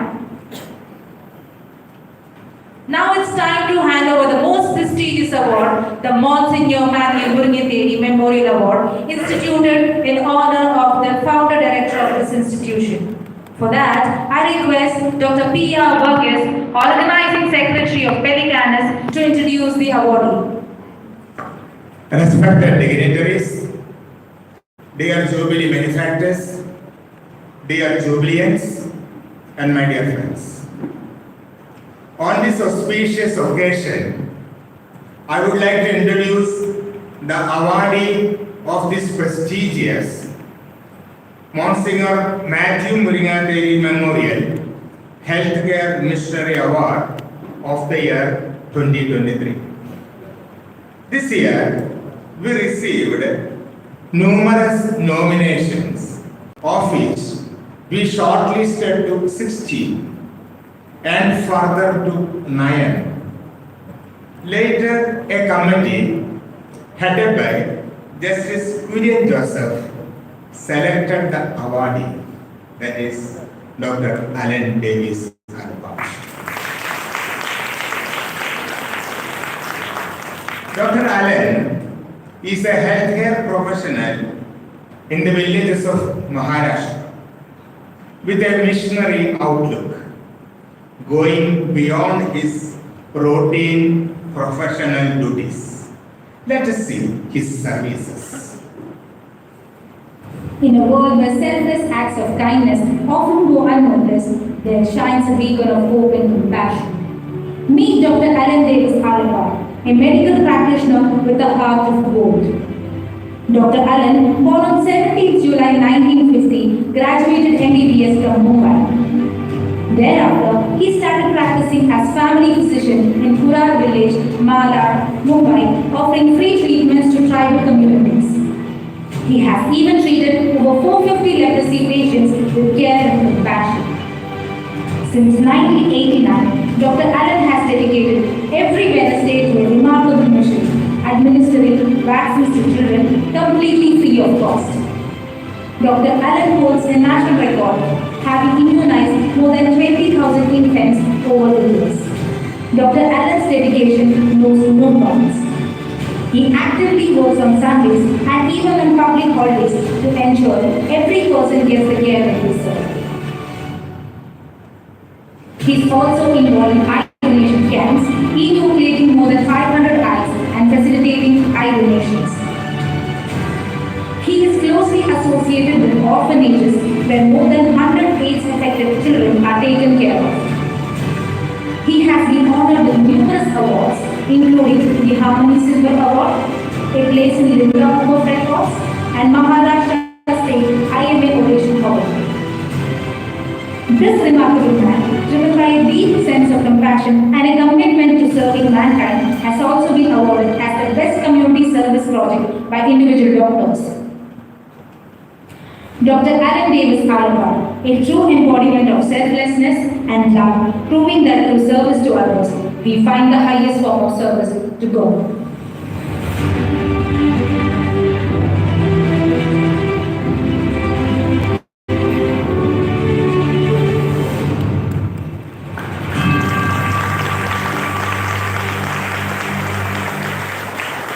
Now, with the utmost respect, I shall read out the citation. The awardee of this recognition in 2023, Dr. Alan Davis Alapar, is an exemplary healthcare professional with a missionary outlook, working for the needy even on Sundays and other holidays in the state of Maharashtra. His voluntary services include treating patients suffering from malaria, leprosy, HIV, enucleating more than 500 eyes, and facilitating donation. Free Sunday OPD at Makipada, Adivasi village, and many more. Dr. Allen has earned a space in Linka Book of Records for immunization of more than 20,000 children at Pura village since 1989. He dedicated himself for the redemption of society through medical services and community development programs. He became a role model and went the extra mile in missionary healthcare services, which is close to the vision of our founder, director, Monsignor Matthew Murigate. In recognition of his devotion to sustained and selfless voluntary service, Jubilee proudly presents this award. May he continue his endeavor with the same zeal for the best of the people that he caters to. Congratulations, Dr. Alan Davis. We are proud of you. You born at Trachur, Erineriangadi. You baptized at Putamali as Paido. And now honored at Jubilee. Sir, we wish you good luck. May God bless you. May I request Dr. Alan Davis to kindly come forward to receive the award, and I also request his wife, Dr. Shobha, to accompany him. Now it's time to confer Ponnada to Dr. Alan Davis. For that, I request Mr. T.S. Pattabhiraman, Honorary Director, Jubilee Mission Trust, to do the honor.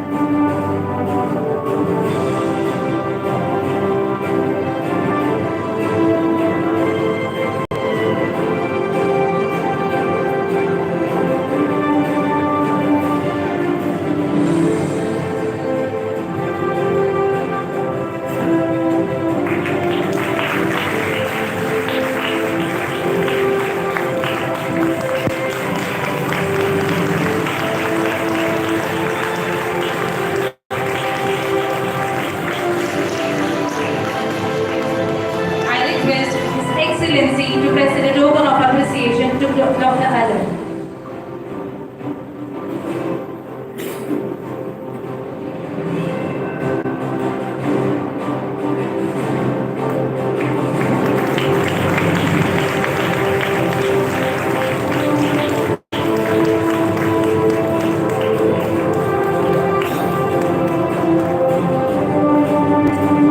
Now I request Reverend Father Paul Charlie Sherry, Assistant Director, to hand over the check to Dr. Alan Davis.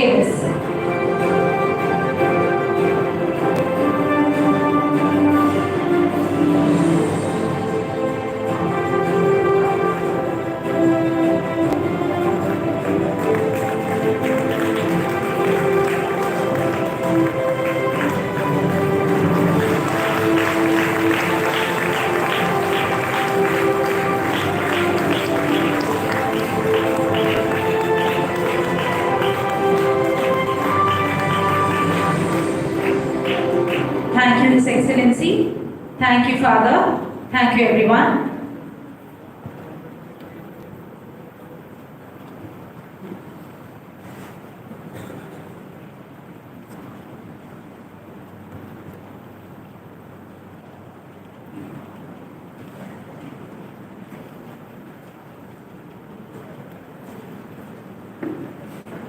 I request Dr. Mary Regina, Secretary, Pastoral Council, to deliver felicitation address.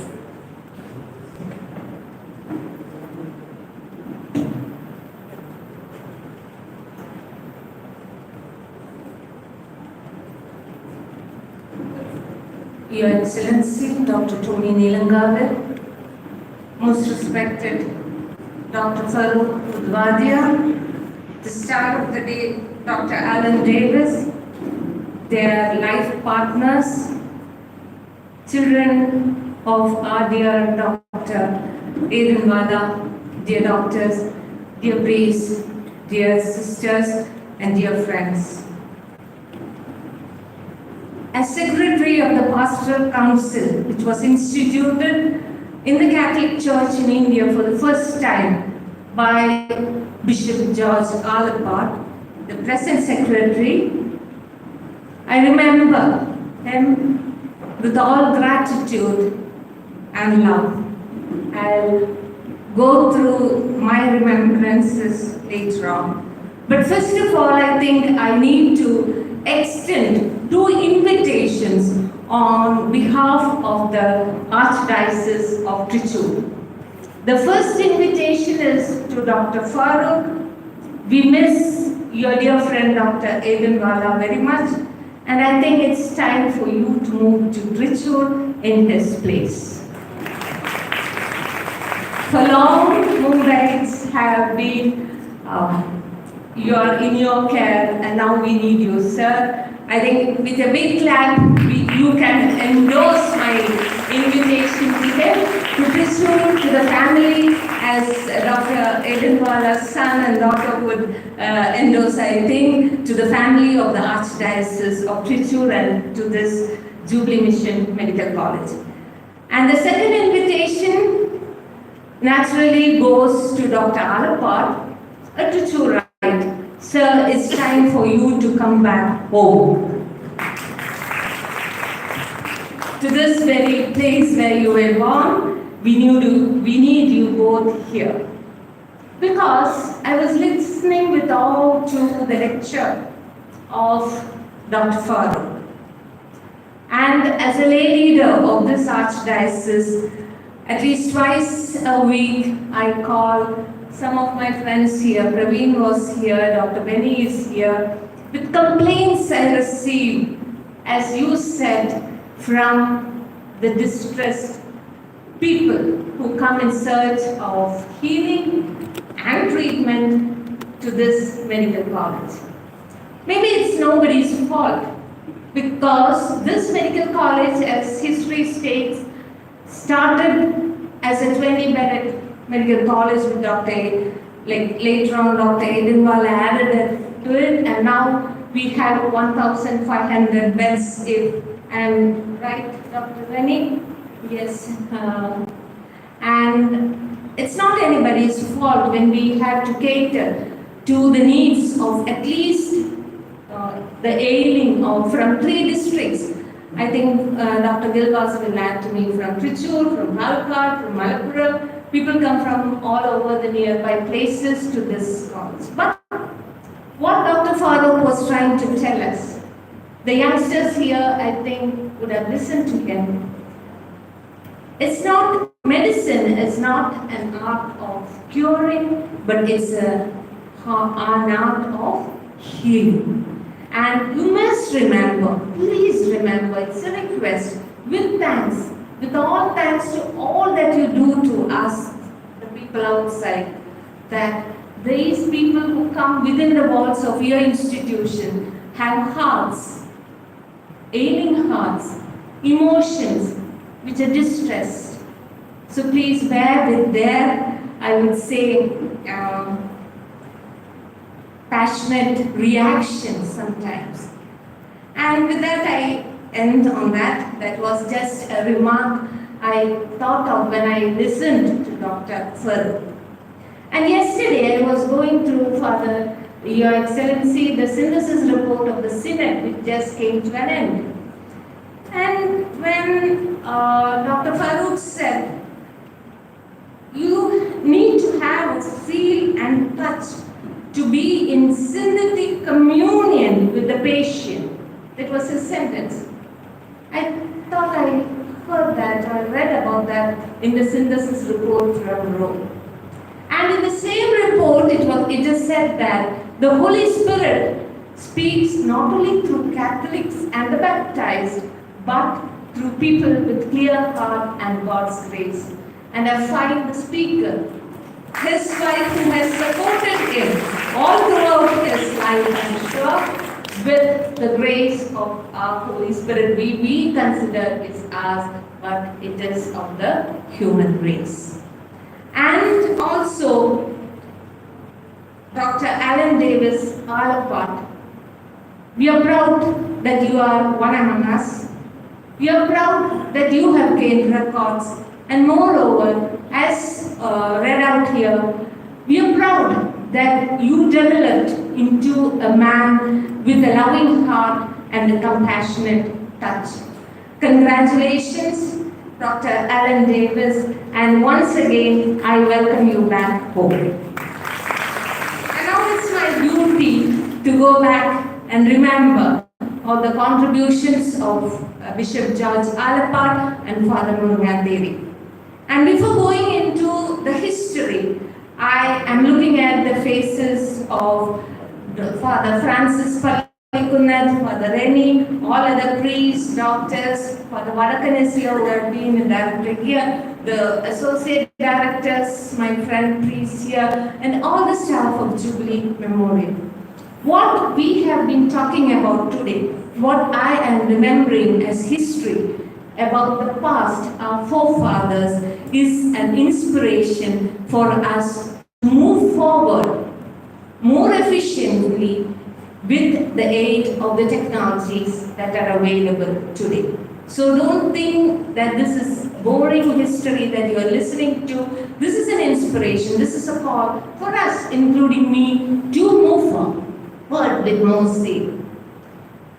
Ordained in Rome in 1927, who started his studies in Rome way back in 1921, with two PhDs, as His Excellency said, in philosophy and theology in 1928.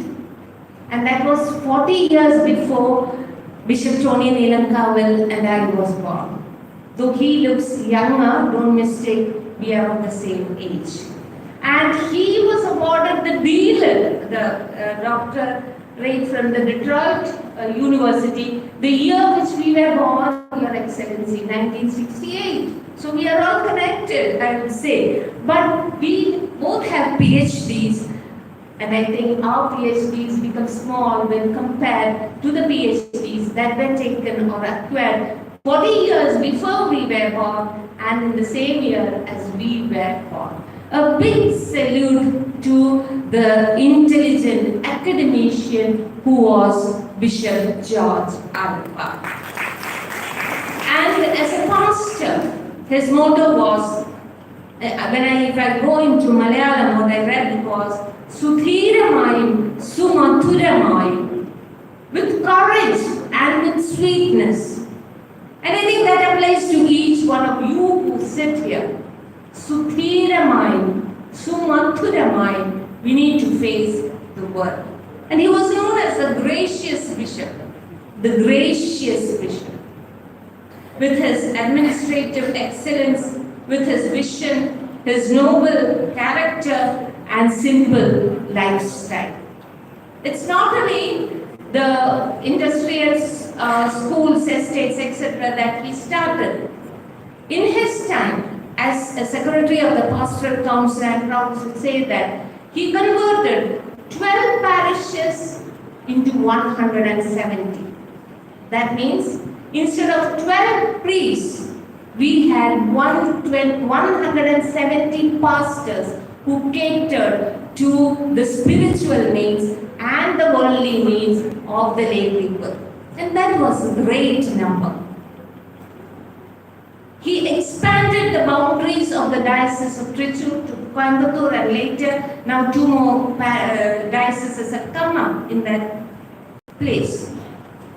He built, I think, the priest sanatorium to look after in this campus, to look after the needs of the aged priests who have served, who have kept their whole life for the diocese.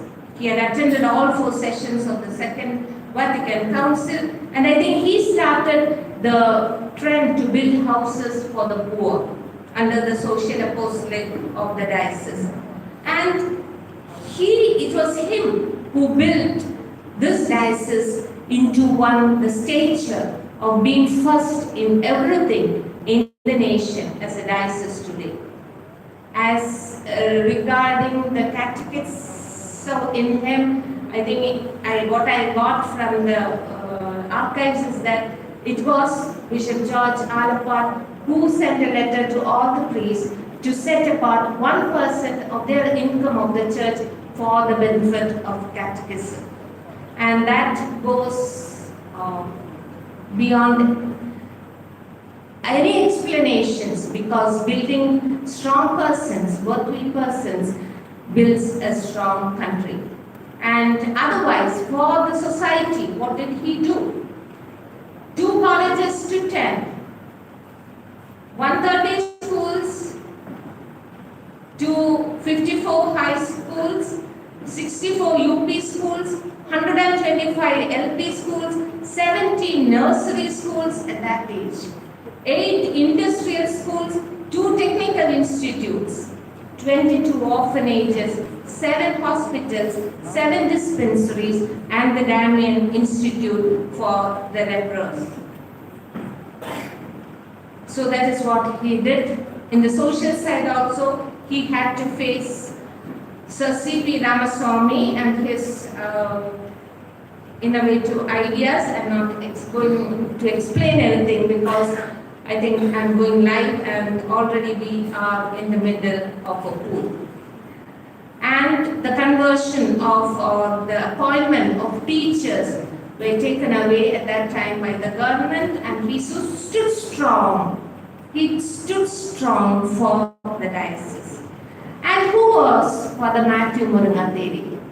As His Excellency said, he had served this diocese. Our Chancellor is here, who may correct me. From 1944 to 1970, for 26 years, I think Monsignor Murugateri served the Bishop's House as Secretary to Bishop George Alapart, Chancellor, Procurator, Manager to the St. Thomas School, which is here, and 36 years as Director of the Jubilee Mission Hospital. And later on, he served as the Honorary Director also. And for his services, he got the position of Monsignor from Pope in 1976. And these 2 veterans paved the way, laid the foundation, built this hospital brick by brick, so that you and me can walk into it with any ailment and go out with healed body and mind.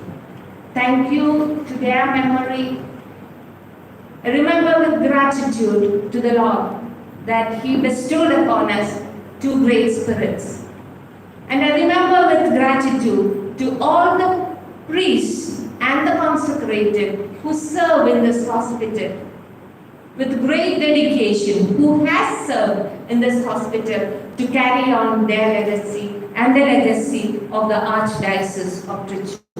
I thank all the doctors, the staff, including the nurses. One was honored now, who, as Dr. Farrow said, not only cures but heals the public of Trichy, Palakkad, Malappuram, and the waysiders who walk into these hospital premises. Once again, I remember Dr. Aidan Bala. Please convey our regards to your mother, who is, I think, resting after a surgery. But without Dr. Aidan Bala, Jubilee Mission would never have been Jubilee Mission. And thank you all. Thank you for giving me this opportunity. And best wishes to this hospital, the whole family of Jubilee Mission from the Pastoral Council of the Archdiocese of Trichy. Thank you. Thank you, madam. Now it's time to listen from our awardee, Dr. Alan Davis Alapat. Sir, I request you to kindly come forward.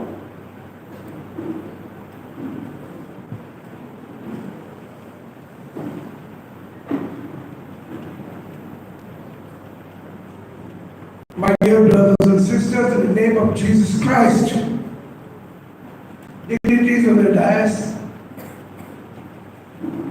all religious, especially the priests of Devmata province, CMI. Here I especially mention Father Paul Kachiri. Father,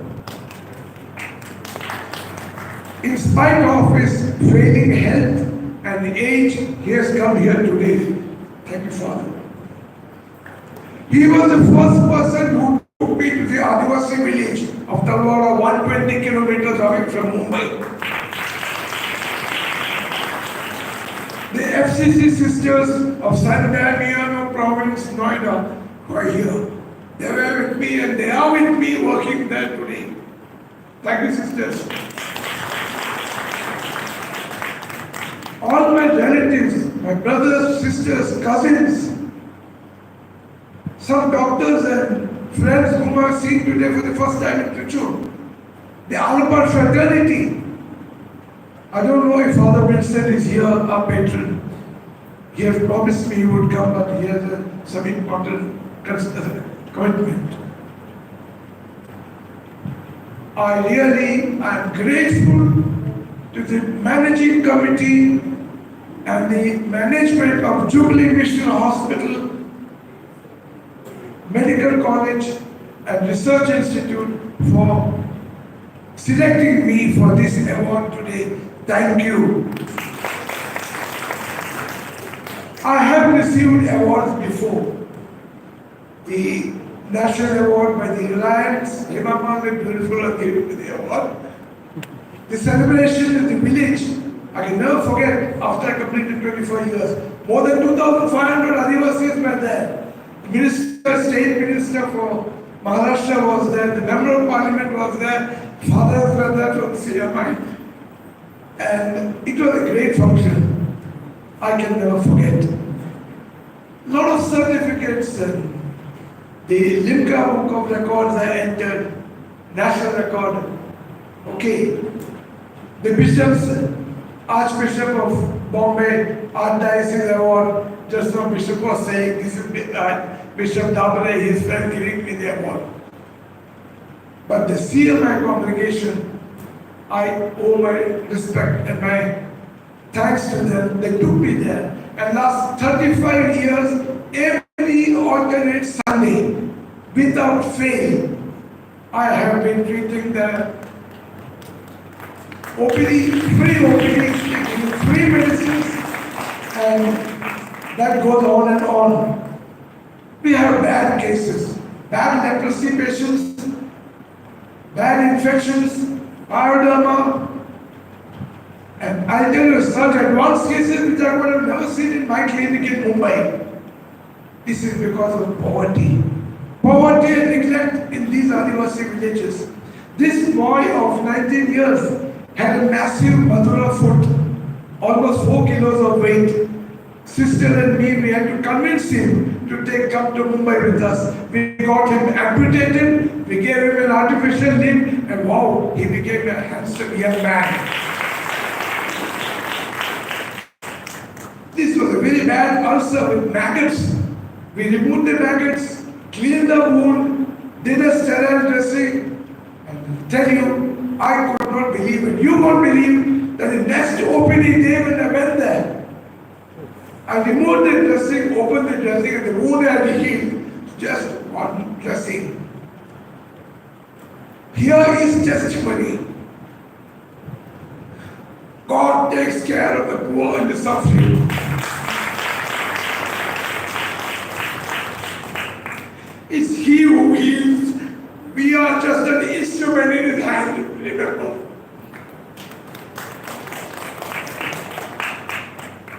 After the chairman posted a priest permanently there, we took up a lot of projects. We gave clothes. Here we can see for the Joshi Mitni giving clothes. We gave water supply to the village. We gave educational aids to the Pratmik Shala children. Uniforms, books. We gave nutrition. This is for the Joy, who is represented in Madagascar. I don't know if he has come. We gave the Rotary Club of Canada saw us and came twice to give what is called slumber kits to children. And this HIV positive children taken care of by the helpers of many sisters in Asargaon, 80 kilometers from Mumbai. These are AIDS positive children, and it's a passion. Whenever I get time, whenever I find time, I go there, be there, sit with them, play with them, be with them. We take a lot of things. Sister Teresa bring toothbrush, big that, big grains. We give them things which they like, chocolates, biscuits, noodles. But let me tell you, they don't want all these things. What they want is they want us to be with them. They want us to sit with them. They want us to remain with them. And that's what we're trying to do. Here is the message. HIV and AIDS is not caught or contracted by touch. We don't get HIV by touch. We don't get HIV by holding them or hugging them. We have to remove this stigma from the society. This was immunization which has started. The mothers waiting with the children for immunization. I immunized more than 22,000 children, and that took me to the Limca Book of National Records. The FCC sisters are there with me in the village for the last 26 years. They have a beautiful convent and a more beautiful church. And there is Holy Mass in Hindi every day. I won't tell you that the villagers do join us for prayers. I'm not supposed to tell you that. It's a mission. These sisters have an old age home. They take care of the old ladies, and I had the privilege to be with them, to help them, and to join them in their works.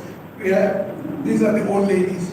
We have an English medium school for the Adivasi children, which is not there anywhere around there. These sisters and our father, who is staying with me, they go into the village, they go into the houses. Especially when somebody is sick, they pray over and sometimes try to heal them. When somebody dies, they go and pray and give solace to the families. They join in the celebrations, the festivities, the weddings. I know Father goes there. This is how we spread the word of God, the teachings of the gospel. I would call this evangelization. Don't tell anybody that. I had a lot of opportunities to do things, thank God. I thank the Lord for showing me the path. Come, serve the people. Because by serving the people, you serve God. I-ranking was something which he mentioned, and it's not much rampant in Trishul. But in Mumbai, it's on a big way. I'll tell you, a blind person, corneal blind person, he cannot see the smile on his mother's face. He cannot see the tears in his children's eyes. He cannot see the beautiful flowers and nature that God has made. And when he gets an eyeball from the eye bank, the corneal transplant is done, and when he starts seeing everything, let me tell you, the ecstasy which he has, which you can see in him, is unbelievable. I've seen it. I have eliminated more than 250 dead bodies. There's 500 dead eyeballs given to the eye bank. I don't know what percentage, but at least some blind person has been helped. Thank the Lord. Before I close, there are two messages. messages I have to give you. Whatever money you can earn, whatever name or fame you can earn, you can never get what you can get from the smile of these poor people, on the faces of these poor people. The smile you get on their faces is something which you can never earn with all the money you will get in the world. And now, you can never forget this. Please take the message. Whatever you did for one of these least of these brothers and sisters of mine, you have done it to me. The words of Jesus. I repeat, whatever we do for the poor and the suffering, we are doing it to God. Thank you.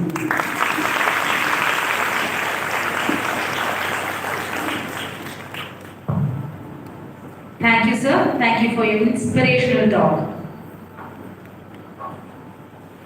We have come to the concluding part of the program. Dr. Benny Joseph Neelankaval, the CEO of Jubilee Mission Medical College and Research Institute, will express the vote of thanks.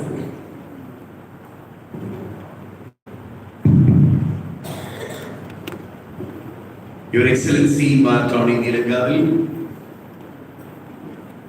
Dr. Farooq Budwadia, Dr. Allen, Father Remy, Dr. Mary Regina, Dr. Gilwas, Dr. Pia Verghese, family members of both Dr. Budwadia and Dr. Allen, family members of Dr. Edinwala, distinguished guests, and dear Jubilee family members. Last 120 minutes was a time of feast. It's a time to reflect upon our existence as a healthcare missionary institution. It is an occasion for us to reaffirm the very purpose of why we run this Jubilee Mission Healthcare Institution. Thank you all for making this reality a great event. We live in a context where the media reports about fake surgeries and target-based medicines. It was in this context that we convened this event. In this backdrop, I am reminded of the message by Pope Francis during the World Day of the Sick. He says in quote, "For this reason I urge healthcare institutions and government leaders throughout the world not to neglect social justice out of preoccupation of financial concern."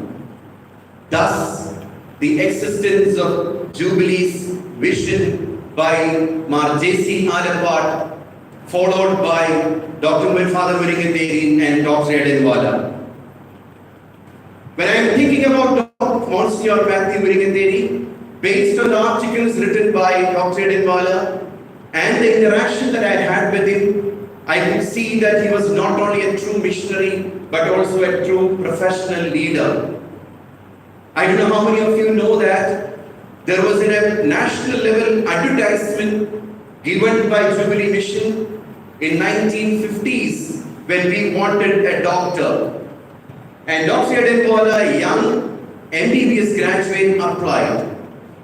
In a reply, Dr. Monsignor Muringateri said, "You have to undergo 3 rounds of interviews."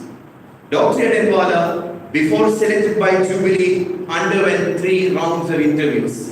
First was by a retired IAS officer, second one was from a railway doctor, and third one was from a doctor from Tata Memorial Hospital. We very well remember and pay tribute to Monsignor Matthew Muringateri. Dr. Edinwala, a personal friend of mine, a true professional and a legendary leader whom I admire a lot. His loss was a great grief personally to me. A loss with second biggest loss that I had after I lost my father. This morning I was listening to a speech by Dr. Edinwala on medical ethics and altruism. I request our medical college principal to keep that speech as a textbook for our medical graduates, where he speaks about the need for practicing true medical ethics in today's world. I don't want to prolong my speech, but want to sincerely thank everyone who made this event a great success.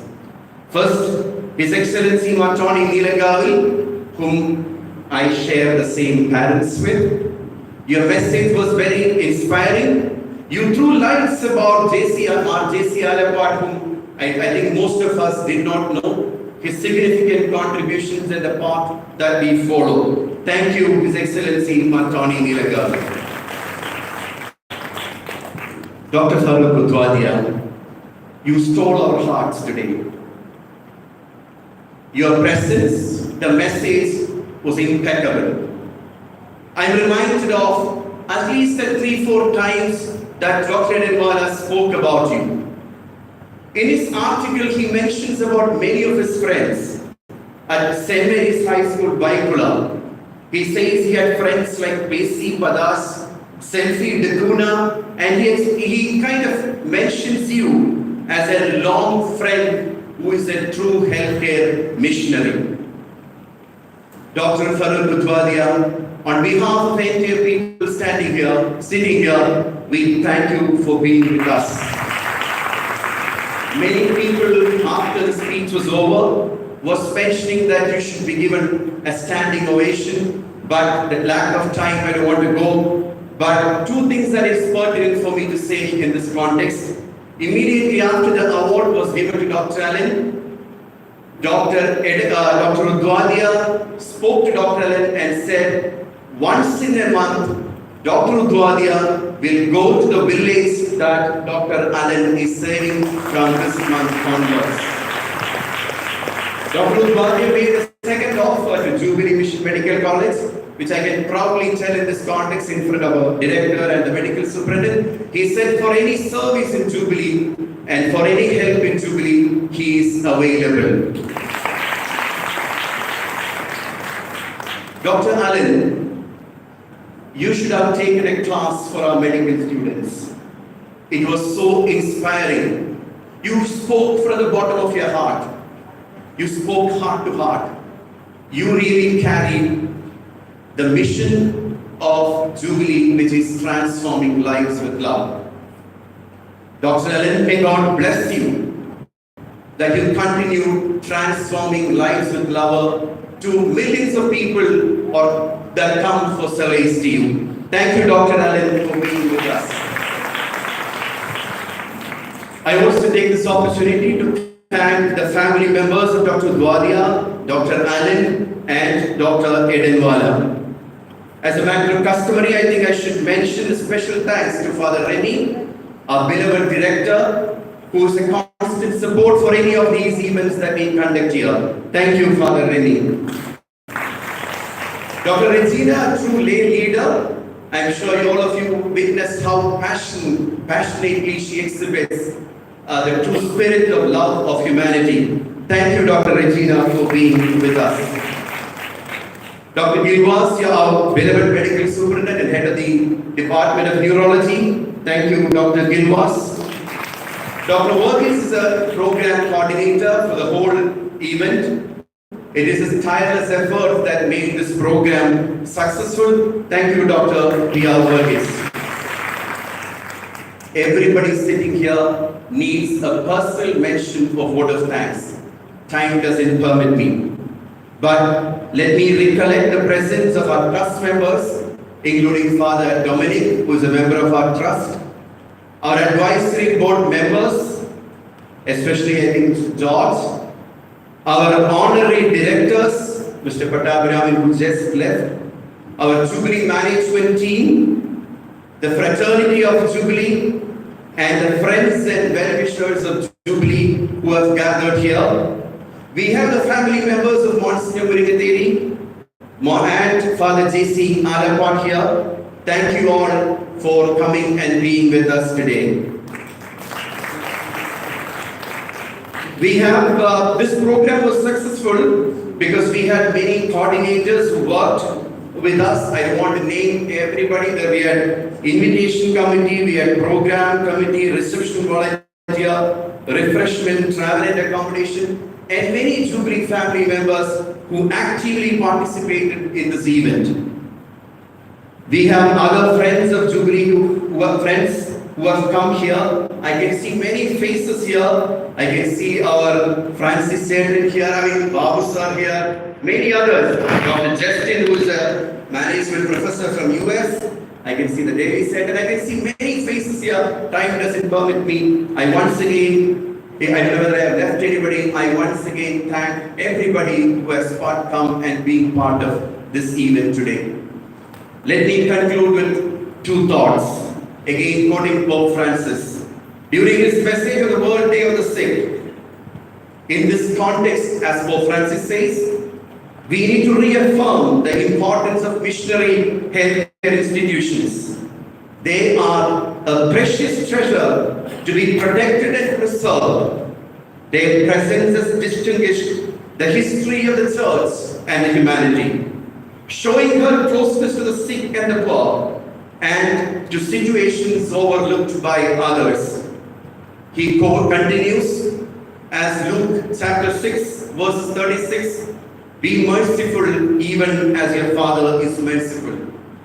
When we remember these three legendary figures, I am sure these persons' most beautiful assets were not head full of knowledge, but heart full of love, ear ready to listen, and hand willing to help others.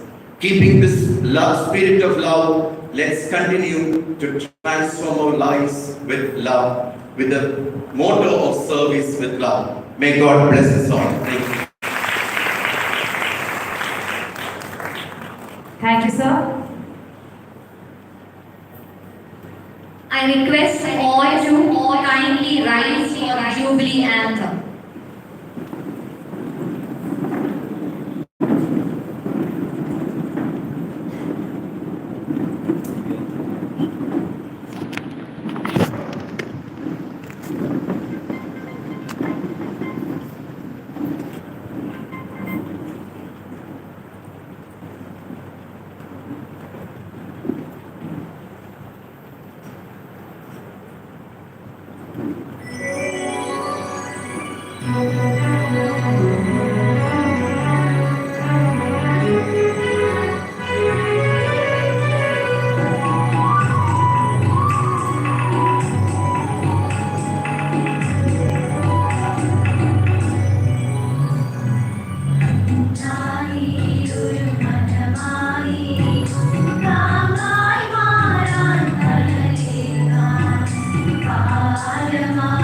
Jubilee.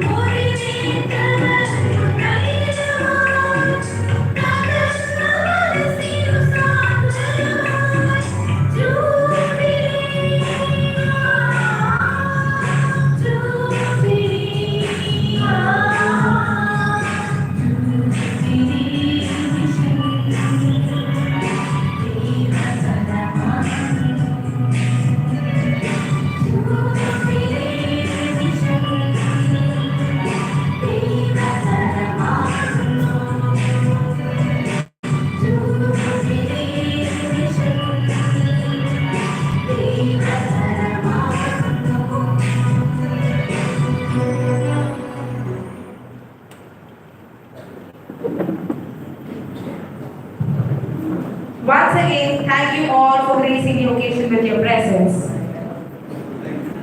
Refreshments are served outside, available at both sides of the hall. Thank you.